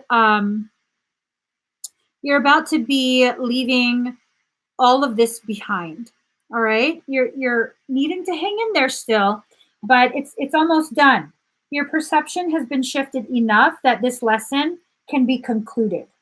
So bravery, skill, the strength and dash of a young man, heroic action, impetus rush into the unknown. And this is why I feel like you're going to get a call very soon, and you're just going to accept that job and be out of there. It has a feeling that there's this feeling that it's just going to be like boom, boom, boom, like the call, offer, come start. I don't even know if you'll do a 2-week notice. You should try. You should try to. But this is very fast moving, is what it feels like to me. Then there's this, again, the coming in of a mix of that crown as well as root energy. This is you tapping into your higher and lower aspects. Okay.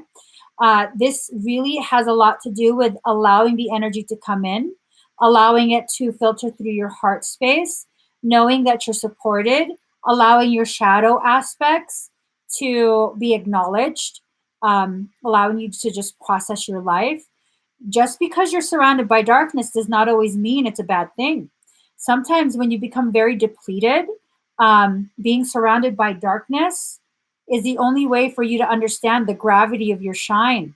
Even when you are dimly lit, if you are surrounded by darkness, you'll understand how bright you still are. And I think that's what's going on right now. This is a process of you fully submitting to the will of soul. And then as you do that, you're going to be replenished and renewed and really feel the support that you've been wanting and needing. So the next card is the Heavenly Master in reverse. Even if you do that, you can't allow yourself to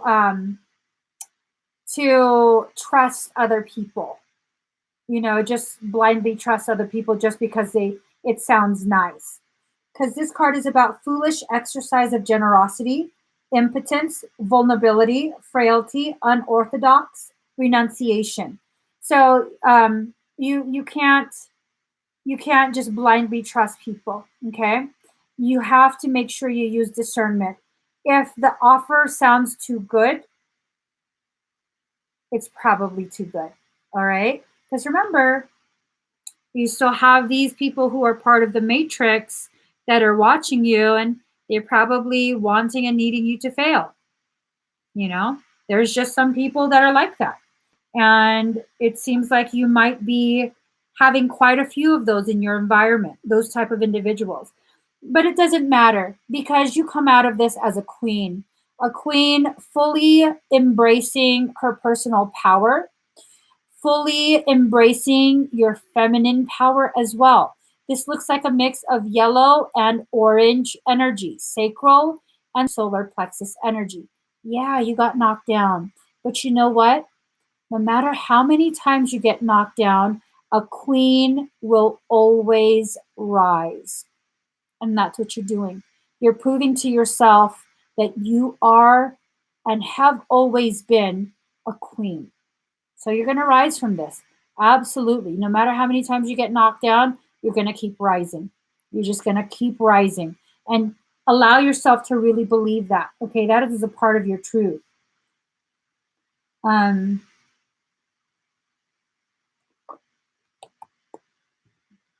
I forgot what your reading was about earlier. It looks like something parasitic is watching you. Did I tell you that you have a parasite earlier, Daddy? I don't remember. I don't remember either. If I missed that earlier, Which part? it looks like something parasitic is kind of just hiding. Do you see that? Okay, well, shit. It's in the back of your head. Do you see that face right there? Like he's kind of hiding, just like that. Ugh. Yeah. So, you need a extraction, okay, hon? Oh, that's right. I did tell you that. Good thing I never lie. I did tell you that, and then I remember now. I was like, you shouldn't have to keep getting extractions. You should join Kokoro. Okay, I remember now. So your final card. There we go. 6 of Swords in reverse. Okay. Ooh, girlfriend. Girlfriend. 6 of Swords in reverse, stalemate, unwanted proposal, confession, declaration. Don't let that silly ass penis with legs affect you. He is nothing but a silly ass penis with legs. He gonna try and weasel his way back. You cut that off. Not the penis, the contact. Not the penis, the contact. Don't allow him to contact you. All right? Ooh, boo boo. Learn from this really, really well because there is a potentiality that it might not be the actual man that tries to contact you. There might be. I'm wondering if he's infested with a. I'm wondering if his issue is he has an incubus, which is a sexual demon, and it's addicted to you now, and will hop to another male at your other job. Girl, do not shit where you eat. I'm telling you, no dating anyone at work because this thing is not going to leave you alone. No dating anyone where you work. Don't do it. It's going to be another repeat. Let me pull a couple more cards. Mm-hmm.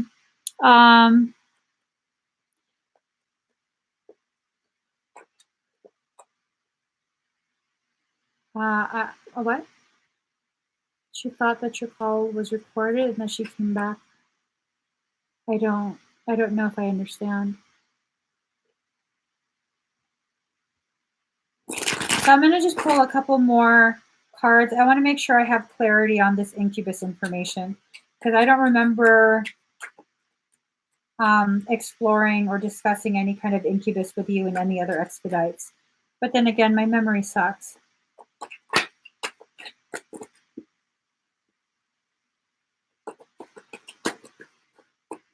Okay. Yeah, incubus.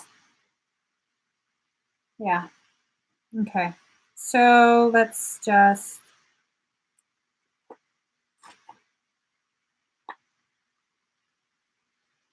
Yeah. Difficult, 2 of coins, difficulty in launching new products, new troubles, embarrassment. Don't date anyone at work. And then you also got the Tower card. See how there's 2 of them? Incubus comes with a succubus. They are, one is feminine, one is masculine. Succubus is a feminine aspect, incubus is a masculine. And like, okay.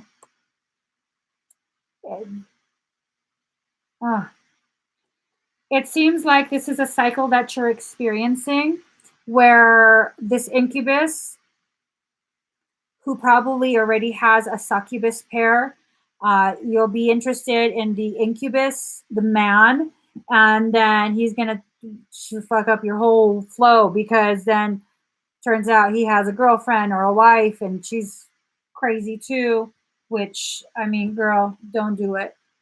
Okay. Don't do it. There's incubus in this. Um, they're disgusting too. Removal of that is insane. Before, if you do decide to book a parasitic extraction before you book, please email. I want to discuss with you privately the intricacies of that. Okay. It completely changes everything if it's an incubus that's being removed. It changes everything. It changes the trajectory, the process, and all of that. That's fine. Have you been having any kind of weird belly issues, like cramping, unexpected spotting, any of that? Odd, odd menstrual cycling? Put that had been there for my first extraction. It could have, but that's why it changes everything, because an incubus is extremely fucking slippery. So they're very, very well aware of me and my energy. And what ends up happening before your extraction and when I scan, it will completely release, not leaving a single trace. And so unless this is something you're like, hey, do I have an incubus? I won't know, because I won't be looking for that. And it's not going to show. So that's probably why you needed to have cards. Because I was like, no, she would know by now if she's pregnant. And then you also hugging, down by the womb area. Mm-hmm. They're just such a pain in the ass. Incubus is a pain in the ass. But it's tied to Lilith energy. Okay. Unbalanced Lilith energy, dark aspects of Lilith. So if you talk to Catherine, she'll know she'll know the implications of that. She'll have an idea and help you to understand why this has to be handled differently. Okay. So I hope that helps you, Danielle. I'm sorry that you're experiencing this, but it is nice that you have Catherine that you can talk to. It's nice that you have someone you can, someone with integrity that you can talk to. All right, next is Shauna. Shauna Merrick.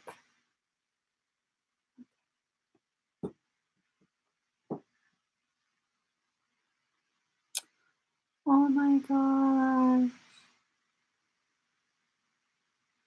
She was on earlier. She was on. I know she was. There she is.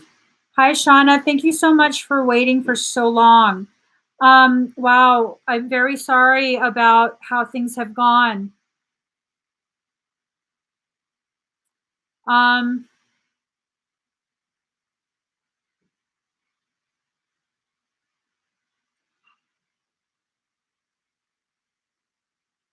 This is such a difficult topic to broach. I want to be very sensitive um, of your need to know, as well as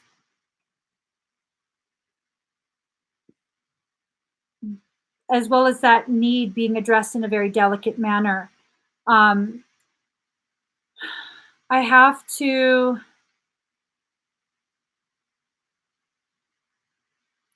Okay. Dang. How is your son?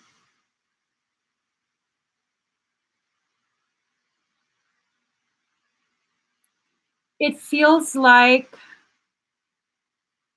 it's skipped you because you have the ability to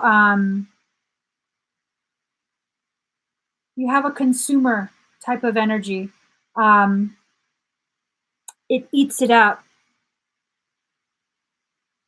No, I'm so sorry. I'm so sorry. Have you ever been diagnosed?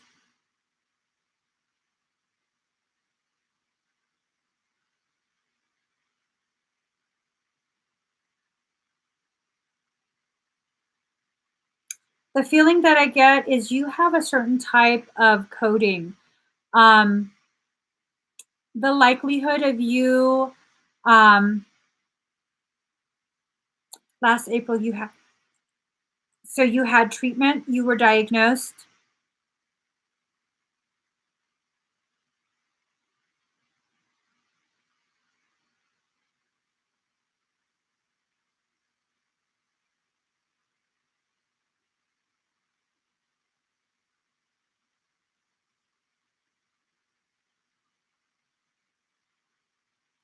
So I'm not sure if maybe you have a lag. Oh, you had surgery to remove both breasts. Um, the feeling that I'm being given is that you have coding that consumes um, distortions. Um, the likelihood of you being diagnosed is far less than everyone else in your family. Is it that gene? That gene that can be passed genetically? It's a sense that you're so different from everyone else in your family.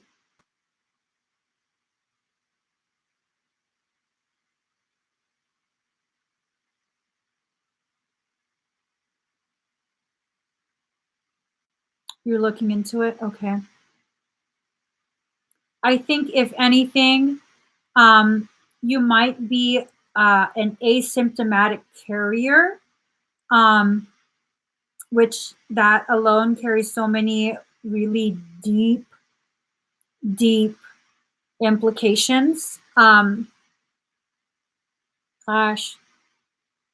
this is really, this must be really difficult for you. I hope you're not blaming yourself for your son's diagnosis. I really hope you're not blaming yourself for that. Okay. I'm just talking to your higher self.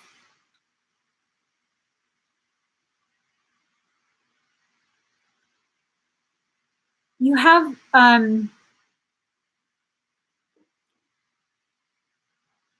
you're like an anomaly. I don't know if that makes sense to you. The way your genetics were programmed, um, in comparison to the rest of your family, it's almost like an abnormality. They have a very naturally elevated predisposition to develop this type of condition. You don't. I mean, does that mean you never will? I don't want to deal in absolutes in that manner. Um, Nothing in life is impossible. There's a potentiality for it.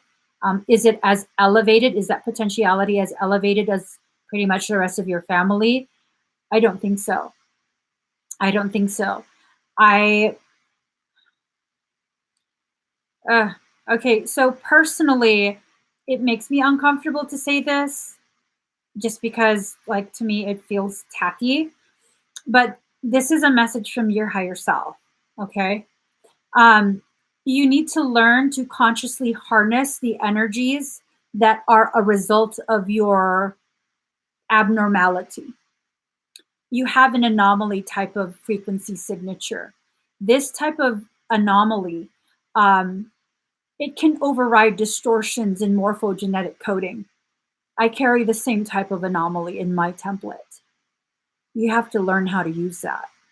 And the reason it feels kind of like tacky, your higher self is telling you, you need to learn how to do Kokoro 33.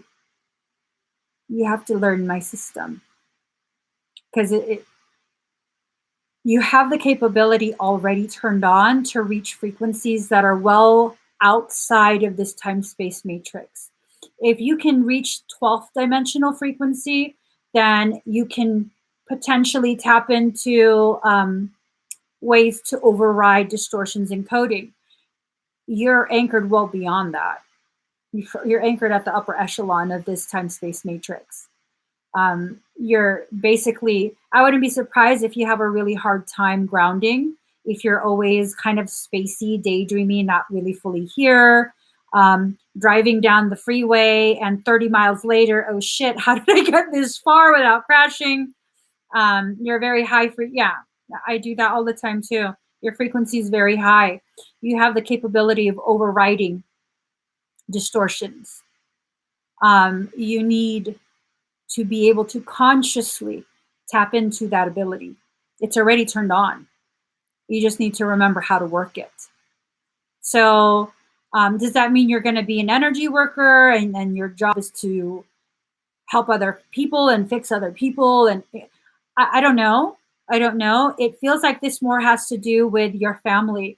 This is like an ancestral wounding type thing that you've been tasked on a soul level to begin clearing from the template of the whole family, the lineage, the whole lineage all the way through. I don't want to freak you out.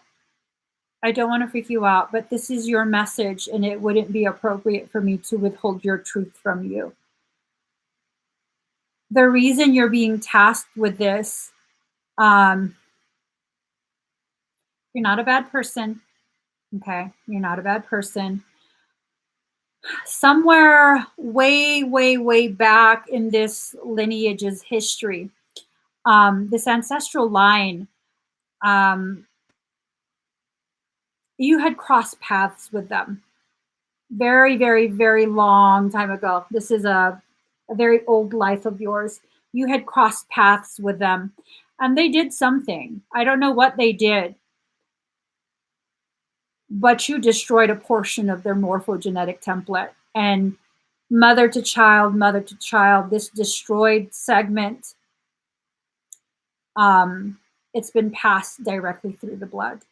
And so the sense that I get, and I'm getting goosebumps, the sense that I get is you were born into this family to heal this family, because it's a feeling that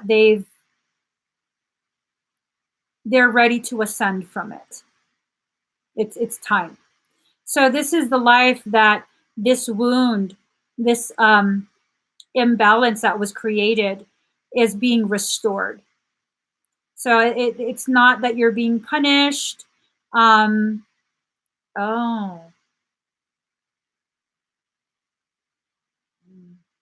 she knew. She knew.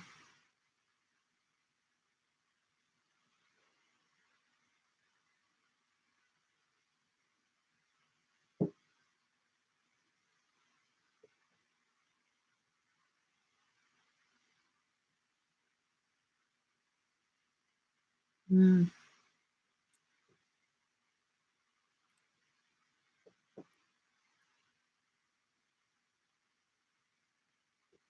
That's why she kept you close.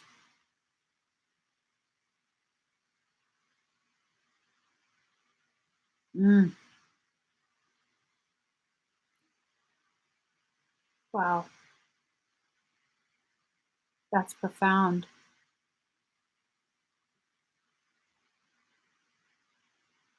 Mm-hmm. I'm really trying not to cry. Mm, girl. Mm. She tried to heal it. She tried to heal the distortion. She's highly gifted. She's actually here right now. She's highly gifted. She tried to heal the distortion, and it wasn't her place to. This was something you had to come into this life to do, and she kept you close to make sure the integrity of your heart remained intact, because this information was going to come to you one way or another. If I didn't give it to you, someone else would. You'd find this information no matter what. Oh,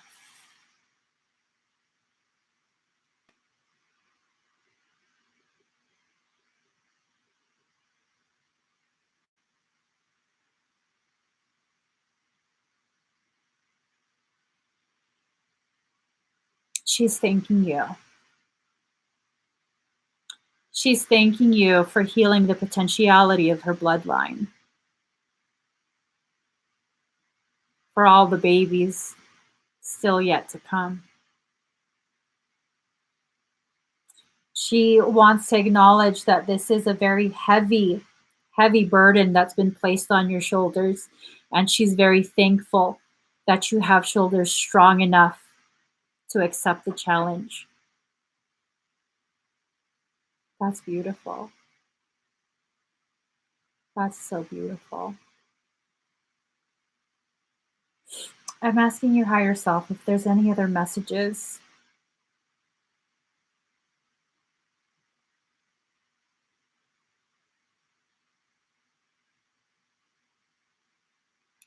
Um, okay. See how this resonates with you. Okay. She knew. She's very well aware. I wouldn't be surprised. The feeling that I get is her soul was there when the distortions were inserted into the morphogenetic template. And there's a part of her that remembered. I mean, obviously, crossing over, transitioning, she has full clarity. But I think even in human form, a part of her had some sort of recollection of that connection the two of you had in that previous life.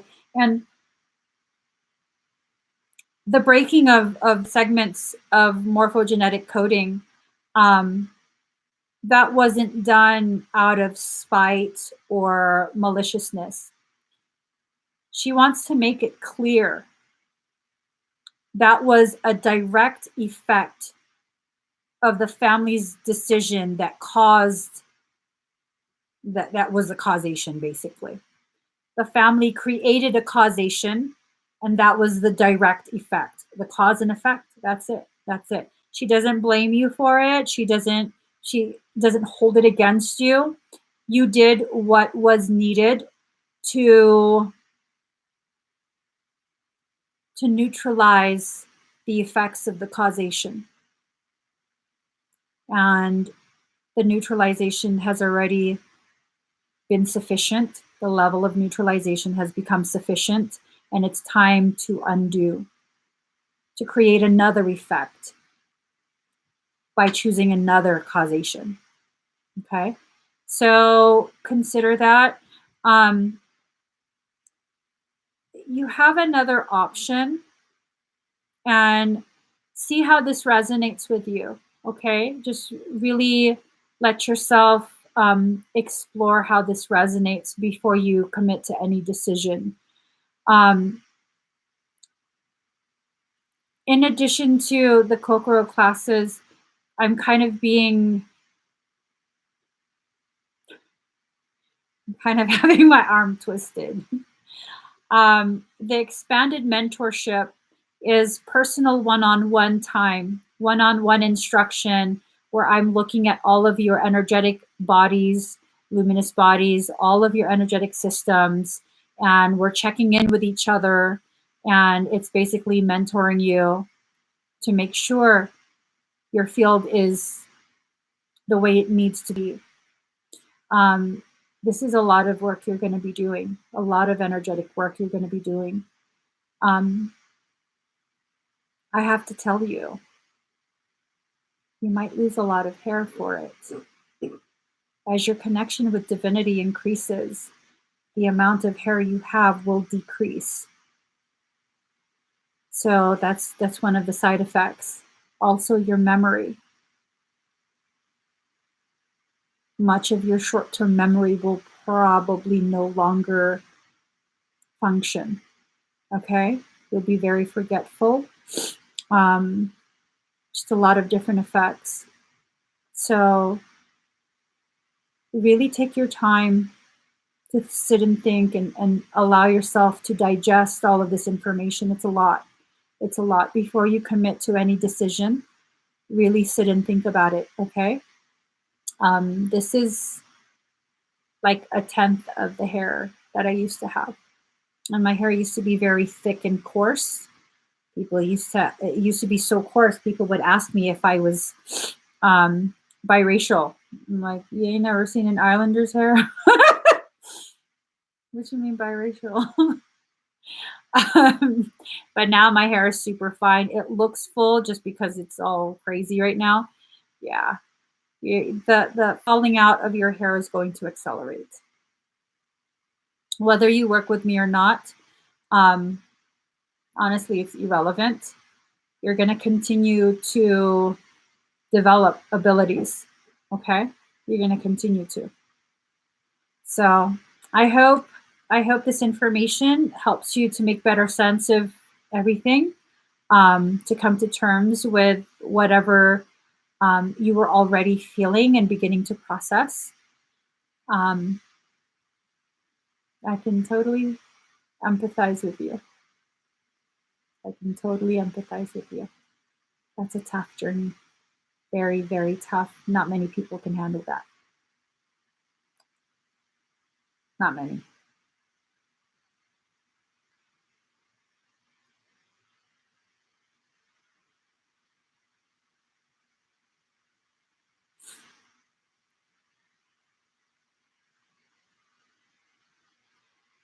It takes insane amounts of love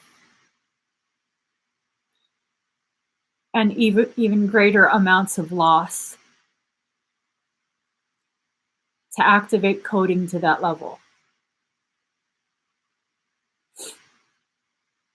You're going to pay a very high price.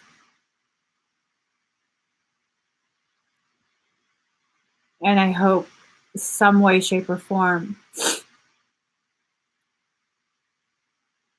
I can help lessen that cost for you. Because I know what price is paid for that kind of elevated ability. So, all right, guys, please do give this video a thumbs up. If you haven't already subscribed to my channel, please do subscribe, turn on that notification bell, join me every single time I'm live. I'm going to be coming live again tomorrow, probably around 3:30 p.m. Pacific Standard Time. If you missed your opportunity to have an expedited request with me, don't worry, I'll be live tomorrow. So, hey guys.